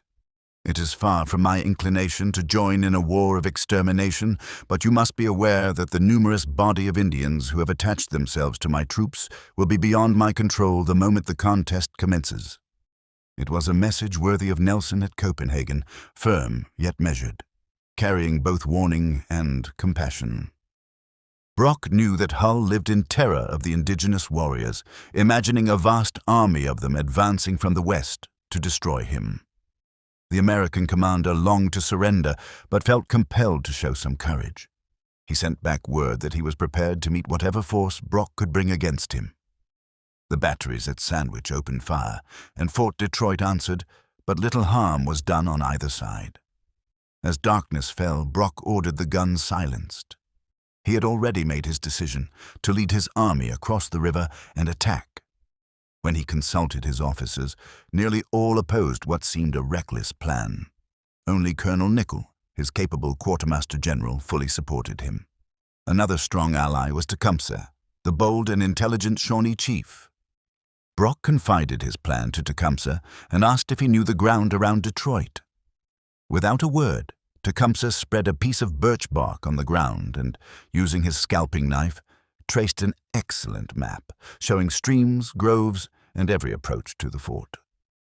Brock later wrote of him, "A more sagacious or a more gallant warrior does not, I believe, exist."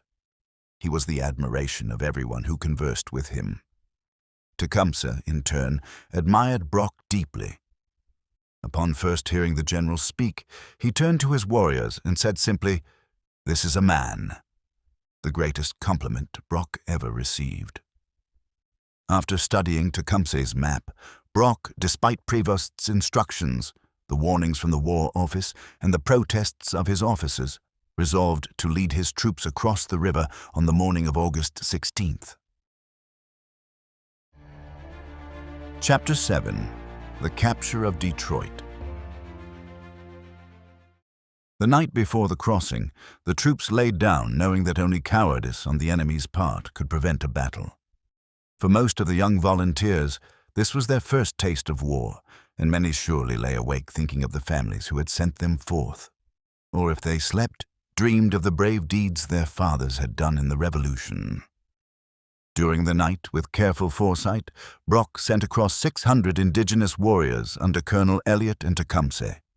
Their orders were to attack Hull's men in front and rear should they resist the landing. At dawn, a cool gray mist hung over the calm river as the soldiers rose to prepare for battle. Lieutenant Dewar of the Quartermaster General's Department oversaw the crossing, and his preparations were complete. A mixed flotilla of scows, rafts, boats, and canoes waited at the shore. By sunrise, all was ready. One by one, the vessels pushed off from the Canadian bank. A few indigenous warriors went with them, along with 30 men of the Royal Artillery, 250 of the 41st Regiment, 50 of the Royal Newfoundland Regiment, and 400 Canadian militia. They were to face an enemy well fortified and armed with heavy guns, yet their own artillery consisted of only 3 6-pounders and 2 3-pounders, commanded by Lieutenant Troughton. As the boats moved out, the batteries at Sandwich and the warship Queen Charlotte opened fire on the fort. Smoke drifted across the river, and the gleam of bayonets shone through the early sunlight. The red-coated soldiers packed into their small craft made an inspiring sight. From the far bank came the chilling war cries of Tecumseh's warriors, echoing across the water. Not a single shot was fired at the crossing. In the foremost boat stood Brock himself, upright and calm. He did this both to steady his untested men and to earn the respect of the indigenous allies, who followed only those they saw as brave. The landing took place at Springwells, about 4 miles below Detroit. As the boats grounded, the men leapt ashore, formed ranks, and waited in silence for the word of command from their leader. Brock was now on enemy soil. Against the orders of the War Office and the cautious advice of Sir George Prevost, he had boldly invaded the United States and taken the offensive. His force numbered fewer than 1,400 men, while Hull had at least 2,500 around Detroit. Many of Brock's men had never faced gunfire, while Hull's troops had already seen service on the western frontier in the brutal fighting against indigenous nations. Worse still, the Americans were protected within the solid walls of a well-armed fortress. On the surface, Brock's invasion seemed reckless, perhaps one of the most daring undertakings in the history of war. Yet it was not blind daring. Brock had weighed every factor. Hull's intercepted letters had revealed deep fear and uncertainty. Brock knew that his opponent would go into battle with a trembling heart. If he could draw Hull into the open, he believed he could defeat him as completely as Wolfe had defeated Montcalm on the Plains of Abraham. Hull would have to leave part of his army behind to defend the fort, and Brock trusted that his own small but disciplined force, his seasoned regulars, his Indian allies skilled in forest warfare, and his eager Canadian volunteers fighting for their homes, would prevail in the field. But events moved faster than expected. Brock soon resolved on a far greater risk, not to wait for Hull to come out, but to attack and capture the fort itself. Hardly had he landed on the American shore when he learned that a detachment of Hull's best troops, about 350 men, had been sent several miles away to fetch badly needed supplies from the River Raisin. Hull had recalled them in haste, but they were still some distance off. Brock realized that he must strike before they could return. If he delayed, he might have to retreat across the river under fire, a retreat that would be disastrous. Without hesitation, he formed his men into ranks and prepared to march directly on the fort. It was a desperate move. Brock had barely 700 white troops and 600 indigenous warriors to assault one of the strongest outposts in the Northwest. Fort Detroit was a powerful structure. Built in the form of a large rectangle with bastions at each corner, it was surrounded by a ditch 8 feet deep and 12 feet wide.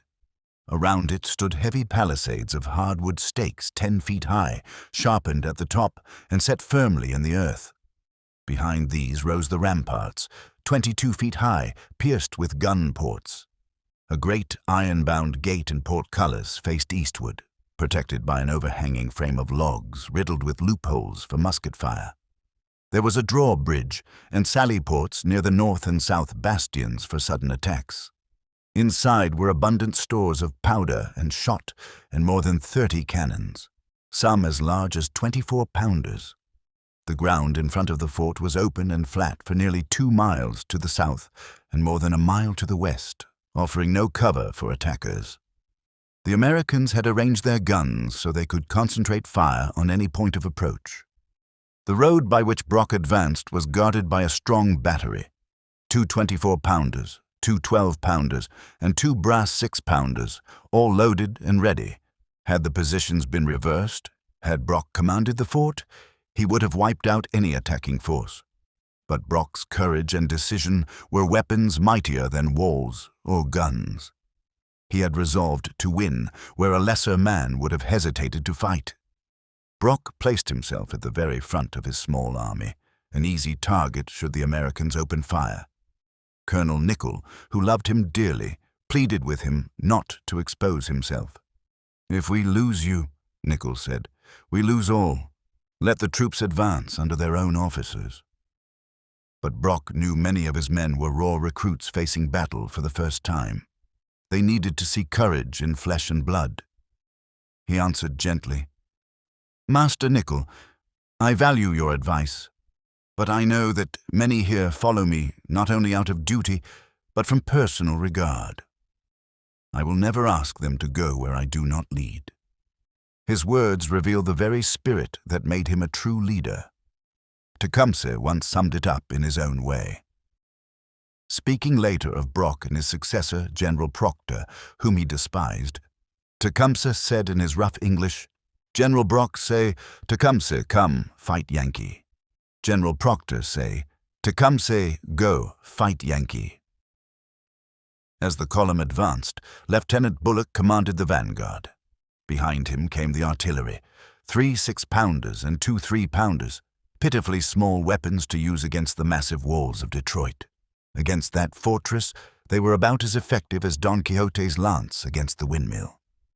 Brock led his men north along the narrow river road. The Detroit River lay on their right, and to their left stretched farms, orchards, and fences. Because the road was so confined, the soldiers marched in close formation. The morning was bright and beautiful. Apples, pears, peaches, and grapes hung thick on the trees beside the road, a peaceful scene soon to be shattered by war. Meanwhile, the Sandwich Battery under Captain Hall and the guns of the Queen Charlotte, kept up a steady bombardment of the fort. Their fire was beginning to tell. A single cannonball crashed through a room inside, killing and wounding several men, including Lieutenant Hanks, who had earlier been forced to surrender Fort Mackinac and was now held on parole at Detroit. That shot, along with Brock's bold advance, broke the last of Hull's resolve. Panic seized him.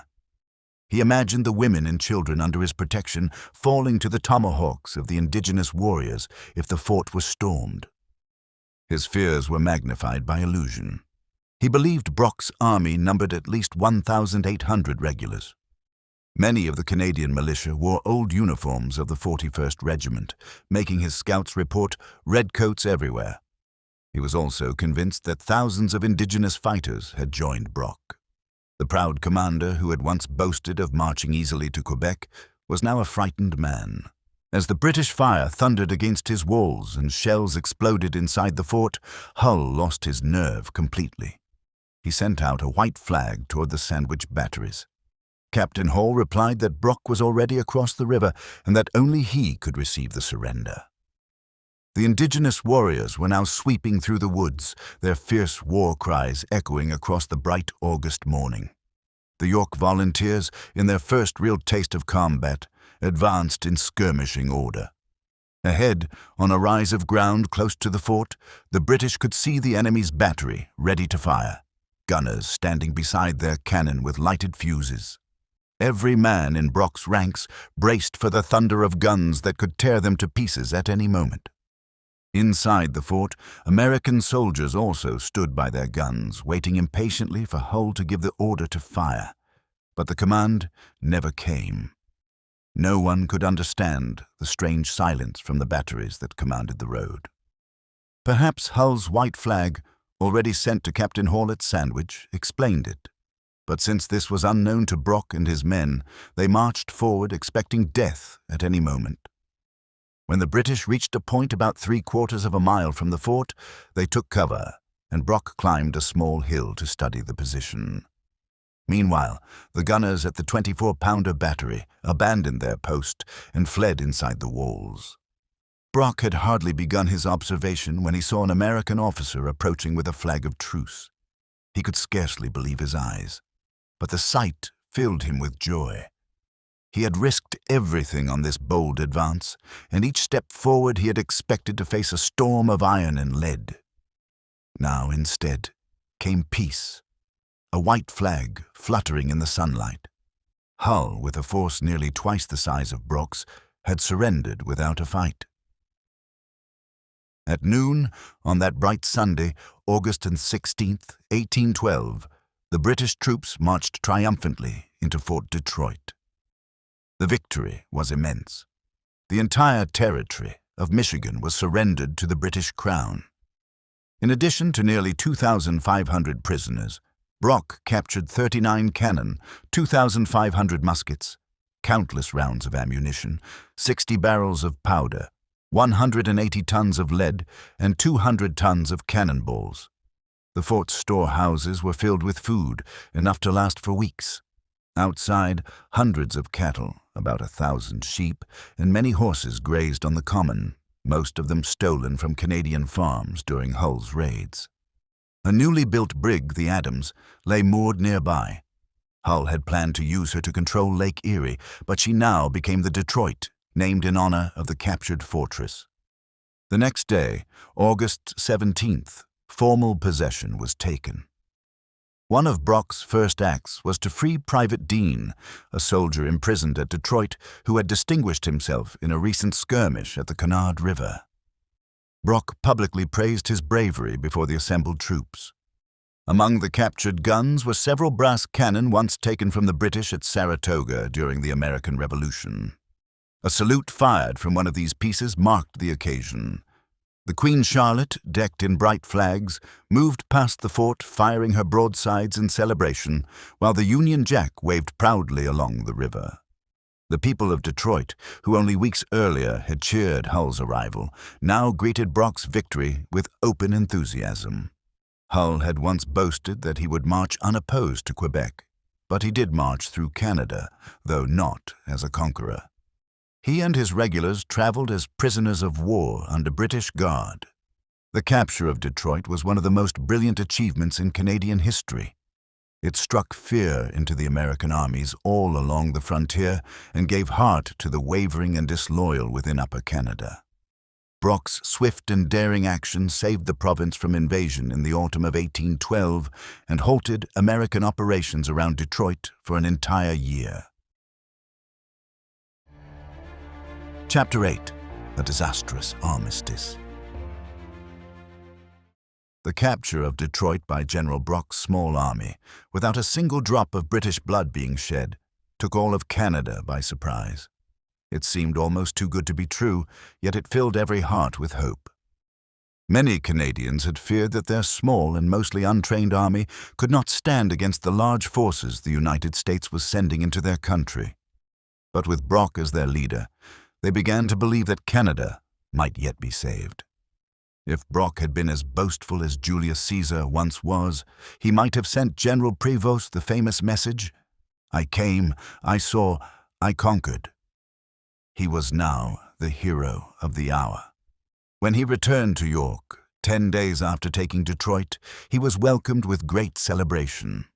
Letters poured in from friends and leading men throughout the province, praising his courage and wisdom. Sir George Prevost, who had previously urged Brock to stay on the defensive, now praised his success and expressed satisfaction that he had not interfered with Brock's actions. In truth, Prevost had contributed nothing to the victory. He had even sent an officer from Montreal with orders for Brock not to undertake the western expedition. But Brock's swift decision and rapid movement left no time for interference. The officer reached York too late to stop the expedition. When word of Brock's achievement reached England, Lord Bathurst, the Secretary for War and the Colonies, wrote glowingly of his firmness, skill, and bravery. Ironically, Bathurst had been sending orders to Canada that, if followed exactly, would have prevented the fall of Detroit. His repeated instructions to Prevost were to stay on the defensive, to avoid provoking the Americans, and to prevent uniting the United States in war. Now, with victory won, Bathurst was not unwilling to share in the glory. He sent word that His Royal Highness, the Prince Regent, had made Brock an additional Knight of the Order of the Bath. But Brock never received this honor. By the time the message arrived in Canada, he had already given his life in another brave effort to repel the invaders. At the time of Brock's triumph, Britain herself was facing dark days. Her costly armies in Spain were making little progress, and her allies were suffering defeat. Just before news of Detroit's fall reached London, word had come that the British warship Guerrière had been defeated by the American ship Constitution. It was a bitter blow. Britain, the ruler of the seas, beaten by her former colony. Brock's victory helped ease the sting of that shame.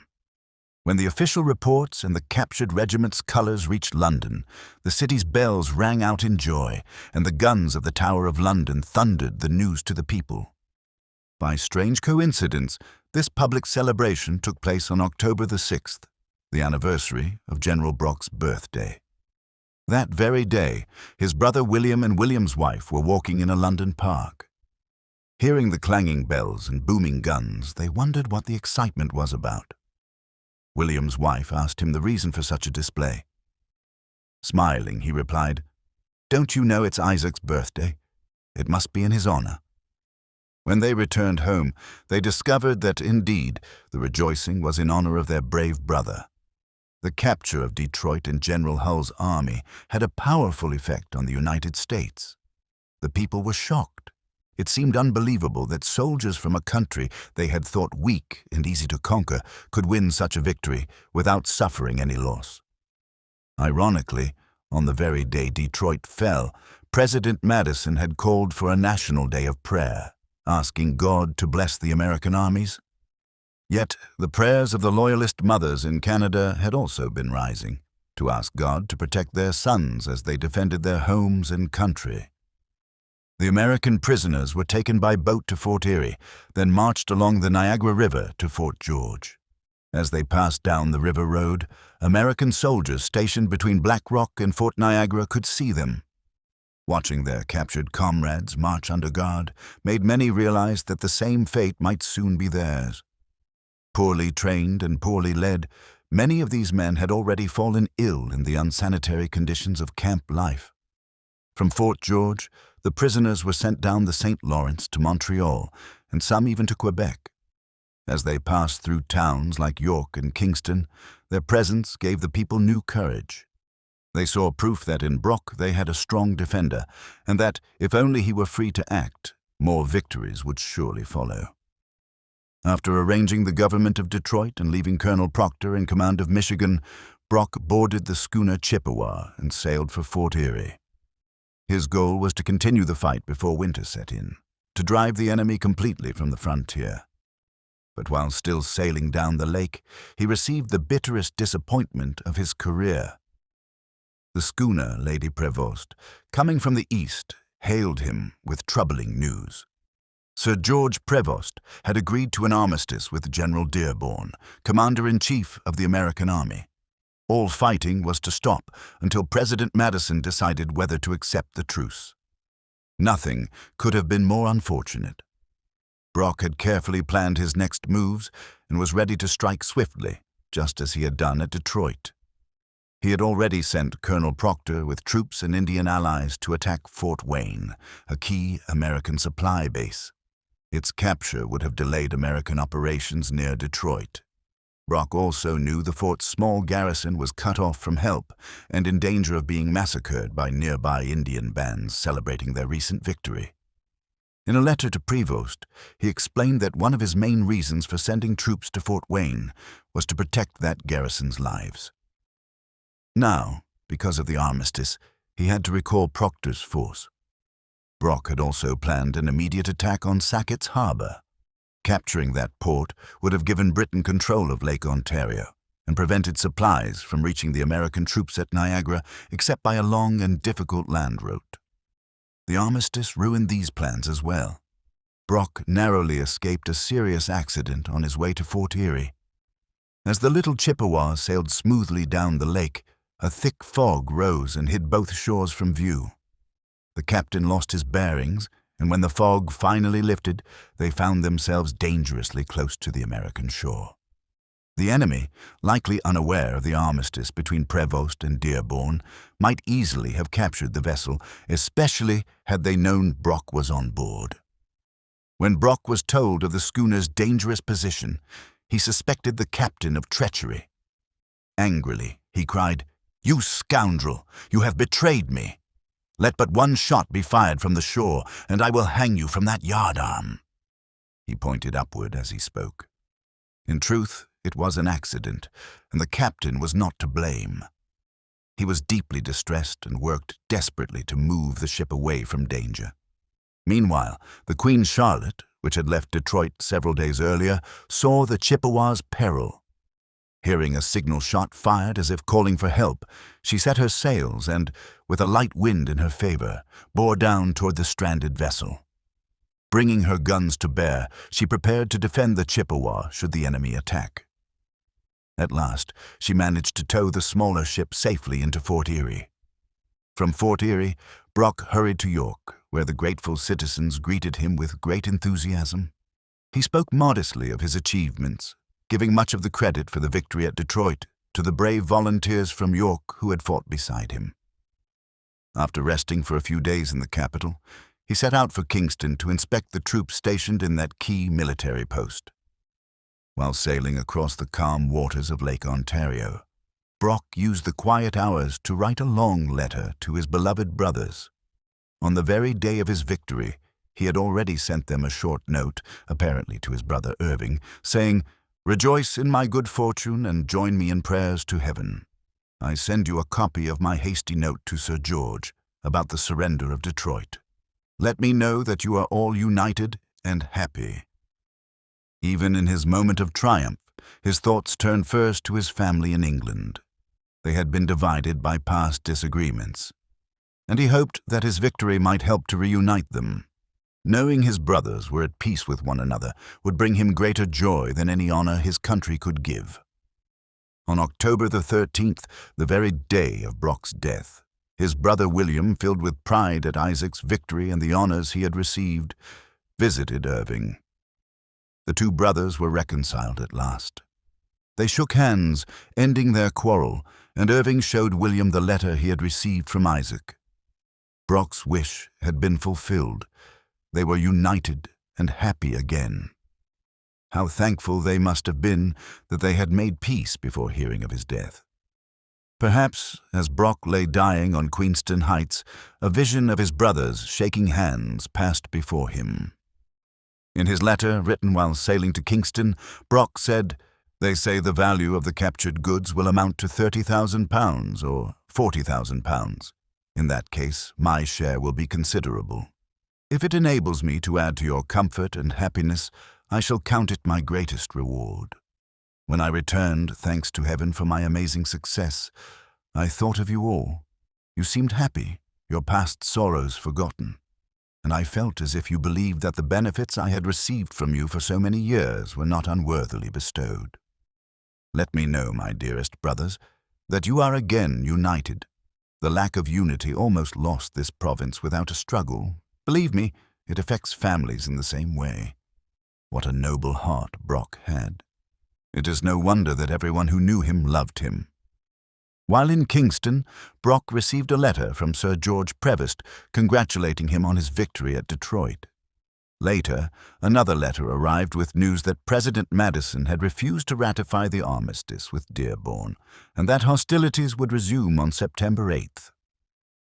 Prevost had made a serious mistake in agreeing to the armistice, though his intentions were good. He knew that the New England states were strongly against the war, and that others supported it only half-heartedly. The chief cause of the war had been Britain's Orders in Council, which had since been repealed. Prevost believed that once the United States learned of this repeal, its government, pressured by public opinion, would gladly end the conflict. His aim was to prevent needless bloodshed in North America and to allow Britain to focus her strength on defeating Napoleon in Europe. Meanwhile, the Americans had taken full advantage of the armistice. Ships that had been trapped in Ogdensburg under the guns of Fort Wellington at Prescott slipped out of the harbor without opposition and sailed to Sackett's Harbor. Supplies were hurried to Niagara, and troops of every kind were rushed to the Niagara frontier.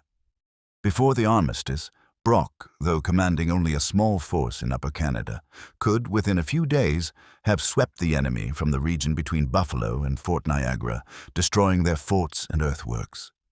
But now he faced an enemy 4 times stronger than before. Their defenses had been reinforced, heavy guns placed all along the American shore, and large stores of food, enough to feed an army for weeks, landed at Lewiston, directly across from the British lines. When Brock learned that the armistice was over, he immediately proposed an attack from Kingston on Sackett's Harbor, only 35 miles away.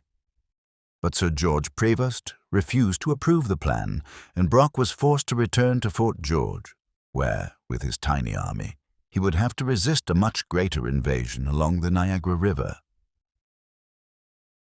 It had now been 2 months since Brock had taken the field, yet, through his careful attention to the health and welfare of his men, not a single death, either natural or by the sword, had occurred among his troops, as he proudly wrote. He added with equal pride that there had not been one desertion. The Americans now had along the Niagara River a force which, if well led, could have overrun Upper Canada. Between Fort Niagara and the batteries at Black Rock, they had about 6,300 men. Brock, by contrast, had fewer than 1,500, scattered between Fort Erie and Fort George, a distance of 40 miles. Yet his men trusted him completely, while the American commanders were inexperienced and held little confidence from their soldiers. The Canadian militia, too, had turned out in greater numbers and were better armed than before. The 2,500 muskets captured at Detroit proved invaluable. Brock could now quite literally fight the Americans with their own weapons. By early October, an American invasion somewhere between Fort Erie and Fort George was expected. the U.S. authorities had decided to seize Queenston, where they planned to establish a fortified camp and gather a large army for a spring march on Montreal. Fortunately for Brock, there was little unity among the American commanders. General Smith, stationed above the falls, believed the attack should be made there. General Stephen Van Rensselaer, commanding between Lewiston and Niagara, was convinced Queenston was the best point of attack. Had they been in agreement, Brock's small force would have faced far greater danger. On October 9th, two British vessels, the Caledonia and the Detroit, formerly the Adams, captured from the Americans, were seized in a daring raid by U.S. forces from Black Rock under Lieutenant Elliott. This small victory lifted American spirits. The restless soldiers, weary of camp life and occasional skirmishes across the river, now burned for a real fight. Van Rensselaer, fearing that refusal might cost him his men's loyalty, decided to prepare for an invasion of Canada. He sent a spy across the river to gather information. When the spy returned, he reported that Brock had gone west to Detroit with a strong force to assist Colonel Proctor. The report was false. Brock had indeed left Fort George, but only to go to Fort Erie to investigate the loss of the Detroit and the Caledonia. The day after the capture of the British vessels, General Van Rensselaer ordered his boats prepared and his troops assembled to cross the swift, deep Niagara River, which runs narrow between high cliffs at Queenston. The night was dark and stormy, and the unsuspecting British on the Canadian side had no reason to expect an immediate invasion. Brock, too, believed that when the attack finally came, it would be directed against Fort George. With the large force under Van Rensselaer's command, it would have been easy to move quietly along the Lake Ontario shore, cross the mouth of the Niagara River, and strike at Brock's flank. At 3 o'clock on the morning of October 11th, when all was ready, Lieutenant Sims pushed off from the American shore in the leading boat. What became of him is uncertain. Some accounts say he landed on the Canadian side. Others say the swift current swept him downstream, causing him to lose his way and return to the American shore. From the moment he set out, nothing more was heard of him or his men. The rest of the invading force waited on the bank, ready to cross, but to their frustration, Sims had taken the oars from the remaining boats with him. Soon a violent thunderstorm broke out, forcing the soaked and shivering soldiers to wait until daylight before returning to camp, cold and discouraged. On October the 12th, Major Evans crossed the river from Queenston under a flag of truce to arrange a prisoner exchange with Van Rensselaer. While on the American side, he observed suspicious activity that convinced him an attack on Queenston was imminent. He saw large boats drawn up along the shore, partly hidden from view, clearly prepared to carry troops across the river. When Evans returned to Queenston, he warned Captain Dennis, who commanded the garrison there, to be on high alert. Then he hurried to Fort George to report to General Brock what he had seen. Evans' suspicions were well-founded. The failed attempt of October 11th had not discouraged the Americans. As soon as the storm cleared, they planned another crossing, this time for the early morning of October the 13th. Confident of success, they made their final preparations to invade the Canadian shore. Chapter 9. The Battle of Queenston Heights. On the night of October the 12th, Colonel Solomon Van Rensselaer, cousin to the general, and Colonel Christie were placed in command of 300 militia and 300 regulars. Their plan was to attack the village of Queenston, directly opposite Lewiston. Confident of success, they knew that Brock's main force was stationed at Fort George, 7 miles away. A British battery stood at Brown's Point, 3 miles from Queenston. Another 24-pounder gun was at Vrooman's Point, a mile below the heights, and within Queenston itself there were no more than 300 men. These included Captain Dennis's Grenadier Company of the 49th Regiment, Chisholm's Company of the 2nd York Militia, and Hall's Company of the 5th Lincoln. Halfway up the slope was a Redan battery, holding one 18-pounder gun, manned by artillerymen and supported by Captain Williams and his light company of the 49th. At 3 o'clock in the morning, under drizzling rain and heavy darkness, 13 boats loaded with troops pushed off from the Lewiston shore. They rowed across the swift, swirling current with muffled oars. Colonel Van Rensselaer led the way, but sharp-eyed sentries on the Canadian bank spotted them while still midstream and opened fire, sounding the alarm. Instantly, Captain Dennis and his men rushed to the river's edge and fired a deadly volley into the approaching boats. Colonel Van Rensselaer was badly wounded, and the advance faltered. A few American soldiers managed to land, but they were driven to take cover along the steep banks. Colonel Christie's boats were swept downstream by the powerful current, forcing them to retreat to the American shore before trying again. Colonel Fenwick followed with a supporting force of regulars, but his boat, too, was swept past Queenston and driven ashore below the village. A strong British firing party was waiting there. They fired several volleys into the crowded boat. Fenwick was wounded in the face and half-blinded, and his entire party was captured.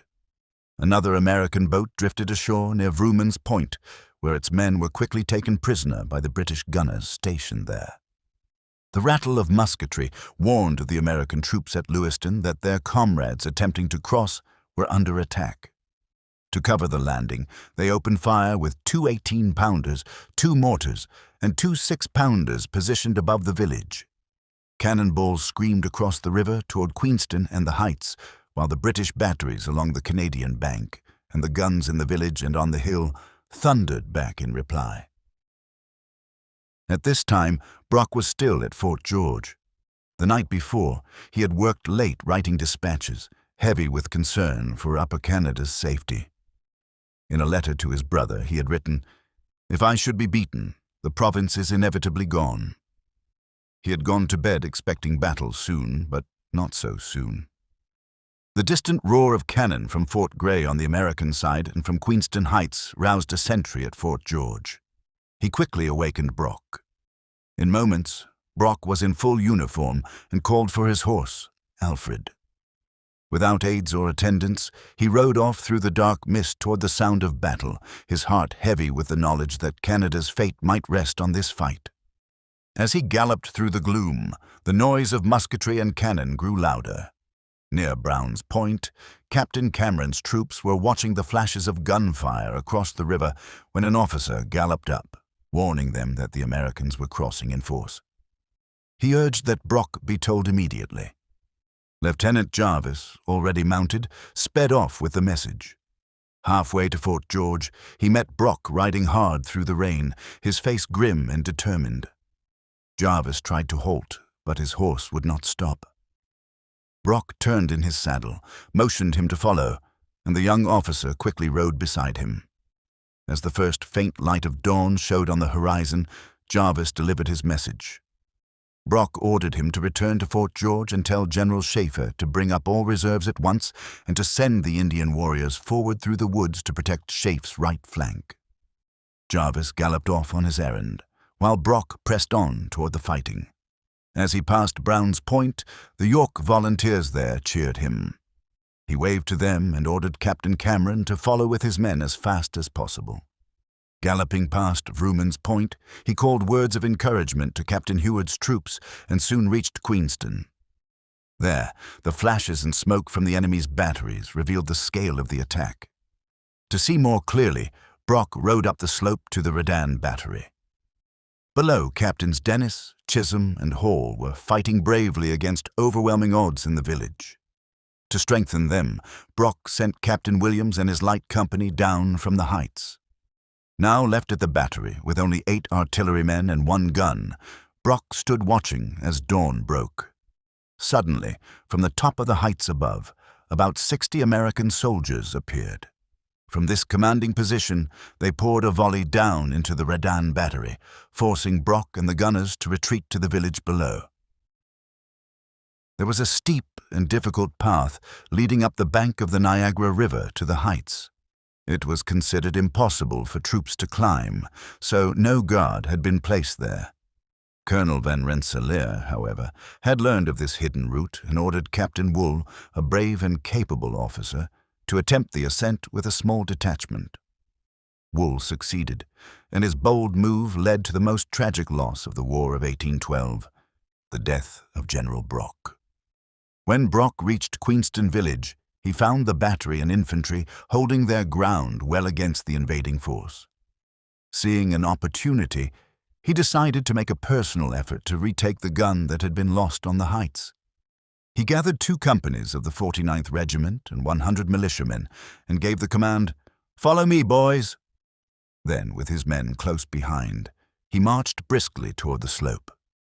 At the base of the hill, Brock halted to give his troops a brief rest. Then he dismounted, climbed over a stone wall, and, waving his sword, charged up the hill at the head of his men.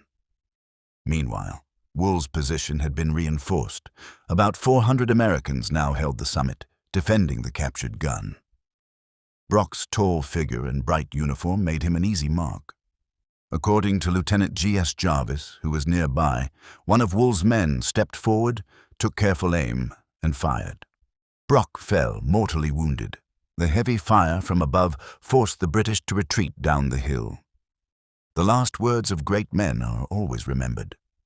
Tradition says that Brock cried, "Push on, brave York volunteers," but this may have come from his earlier command to Captain Cameron at Brown's Point to bring up his company quickly. Captain Glegg, writing to Brock's brother the next day, reported that the general said faintly as he fell, "My fall must not be noticed, nor impede my brave companions from advancing to victory." Yet it is doubtful anyone near him failed to see him fall, and Brock was not one to speak mere dramatic words. Lieutenant Jarvis, rushing to his side and asking, "Are you hurt, sir?" received no answer. Brock placed his hand over his chest and sank slowly to the ground. His wound was so severe that he likely never spoke again. When the troops realized their general had fallen, a cry rose among them, "Revenge the general!" That shout became the rallying call of the day. Before nightfall, it echoed all along the frontier from Fort George to Fort Erie and inspired fierce determination among the British and Canadian forces. At Fort Erie, the gunners, stunned by grief, stood silent for a moment, then turned grimly back to their guns, firing with deadly accuracy on the American position at Black Rock. At Fort George, the soldiers unleashed a furious bombardment against Fort Niagara, forcing its evacuation. Brock was dead, but his spirit seemed to live on, strengthening every soldier's heart and guiding their efforts throughout the rest of the battle. The victory won that day at Queenston Heights belonged as much to Brock, whose courage and leadership had made it possible, as it did to General Sheaffe, who carried the fight through to final triumph. Brock's small force, though brave and determined, was forced to retreat, leaving Captain Wool's men in possession of the captured gun. They did, however, manage to carry Brock's body with them down to Queenston, where it lay in the village throughout the rest of that long and tragic day. After Brock's fall, another attempt was made to retake the gun. The defenders in Queenston had been reinforced by 2 companies of York volunteers from Brown's Point and Vrooman's Point. A little before 10 o'clock, Lieutenant Colonel MacDonell led all the men that could be spared in a fresh assault on the heights, but the effort failed. MacDonell was mortally wounded, and his men were forced once again to retreat. This ended the morning's fighting, except for the continued exchange of artillery fire between the batteries on both sides of the river. Believing the battle was won, the Americans sent couriers to Albany, announcing their great victory and the deaths of General Brock and his gallant aide-de-camp, Lieutenant Colonel MacDonell. The news caused premature celebration in Albany, where the city was illuminated that night in honor of what was thought to be a triumph. General Van Rensselaer himself crossed the river to inspect the situation. Early in the afternoon, accompanied by Colonel Christie, he reached the heights. From the Redan battery, he could see a long column of British redcoats marching steadily toward Queenston. These were the troops General Sheaffe was bringing up. Brock, before his death that morning, had sent word to Sheaffe to hurry forward with all available men, and now they were arriving. Van Rensselaer quickly realized the day's fight was far from over. He returned across the river to bring more troops to the Canadian side, but no amount of urging, shouting, or even striking could make his men enter the boats. Many had seen their wounded comrades carried back, and all had heard terrifying reports about the Green Tigers, the fearless soldiers of the 49th Regiment, known for the green facings on their uniforms and their ferocity in battle. Meanwhile, a band of indigenous warriors under young Brant and Chief John Norton, a Scotsman who was a leader among the Grand River people, had advanced from the lakeshore near Fort George. They circled behind the heights and appeared suddenly on the left flank of the American position. They struck a small enemy party, inflicting heavy losses, and their fierce war cries sent panic through the American militia, who dreaded the Redskins. Though too few to drive the enemy back entirely, Brant and Norton's warriors held their ground in the woods, waiting for Schaeffer's arrival. General Sheaffe commanded about 380 men of the 41st Regiment and 300 militia. As he neared Queenston Heights, he decided that a direct frontal assault would be too costly. In the courtyard of Mr. Hamilton's house in Queenston Village, he positioned 2 guns under Lieutenant Holcroft to guard against further American crossings. Then, leading the rest of his force, he made a wide movement around the mountain through woods and fields to the north. By this clever maneuver, Chaffee brought his troops to the rear of the American position, ready to strike from an unexpected direction. The news of Brock's death and the desperate fighting at Queenston stirred every British soldier along the Niagara frontier. Determined to avenge their fallen leader, reinforcements hurried forward. A strong detachment marched along the Chippewa Road to join General Sheaffe, while about 150 indigenous warriors slipped through the woods near St. David's and took position in a thick forest on the enemy's right front. The Americans holding the heights were now completely surrounded. Sheaffe's advancing column numbered just under 1,000 men, not counting those still in the village below, and every man was resolved to drive back the invaders and honor Brock's memory with victory. By 3 o'clock that afternoon, the battle was renewed. The British force in Queenston opened fire across the river, while on the left, the troops hidden in the forest suddenly charged the American front. Guided by indigenous scouts familiar with every ridge and thicket, Chaffee's men made their way through the dense woods to strike from an unexpected quarter. The main assault came from this flank. On the right were companies of the 41st Regiment and the Niagara Militia, supported by 2 3-pounder guns. In the center were the light companies of the 49th Regiment, together with the York and Lincoln Militia. Among them fought a company of black soldiers, refugees from slavery in the United States, who showed great bravery in the fight. On the heights stood more than 600 American soldiers. Expecting the next assault to come from downstream, they were caught by surprise when the British appeared on their flank. They quickly turned to face the attack, but they were surrounded. Behind them, the swift river left no means of escape. Their boats were gone, and in front, a larger British force closed in relentlessly. Still, they fought bravely. Their wounded leader, Captain Wool, had been carried from the field, and command had passed to Lieutenant Colonel Winfield Scott. Inspired by his courage, the Americans fired a fierce volley into the advancing ranks. But it could not stop the charge.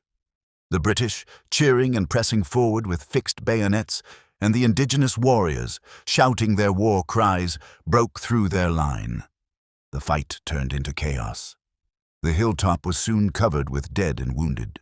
Some of the trapped Americans, in terror and confusion, leapt from the cliff to their deaths on the rocks below. Others tried to swim the turbulent river. A few reached the far shore, but many were swept away and drowned.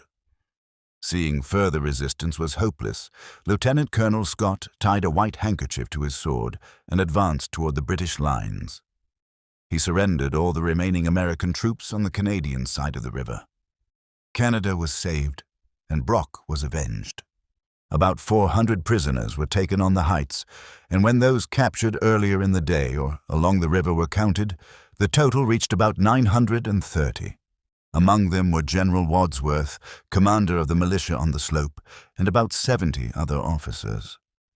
The British losses were comparatively light, 11 killed and 60 wounded.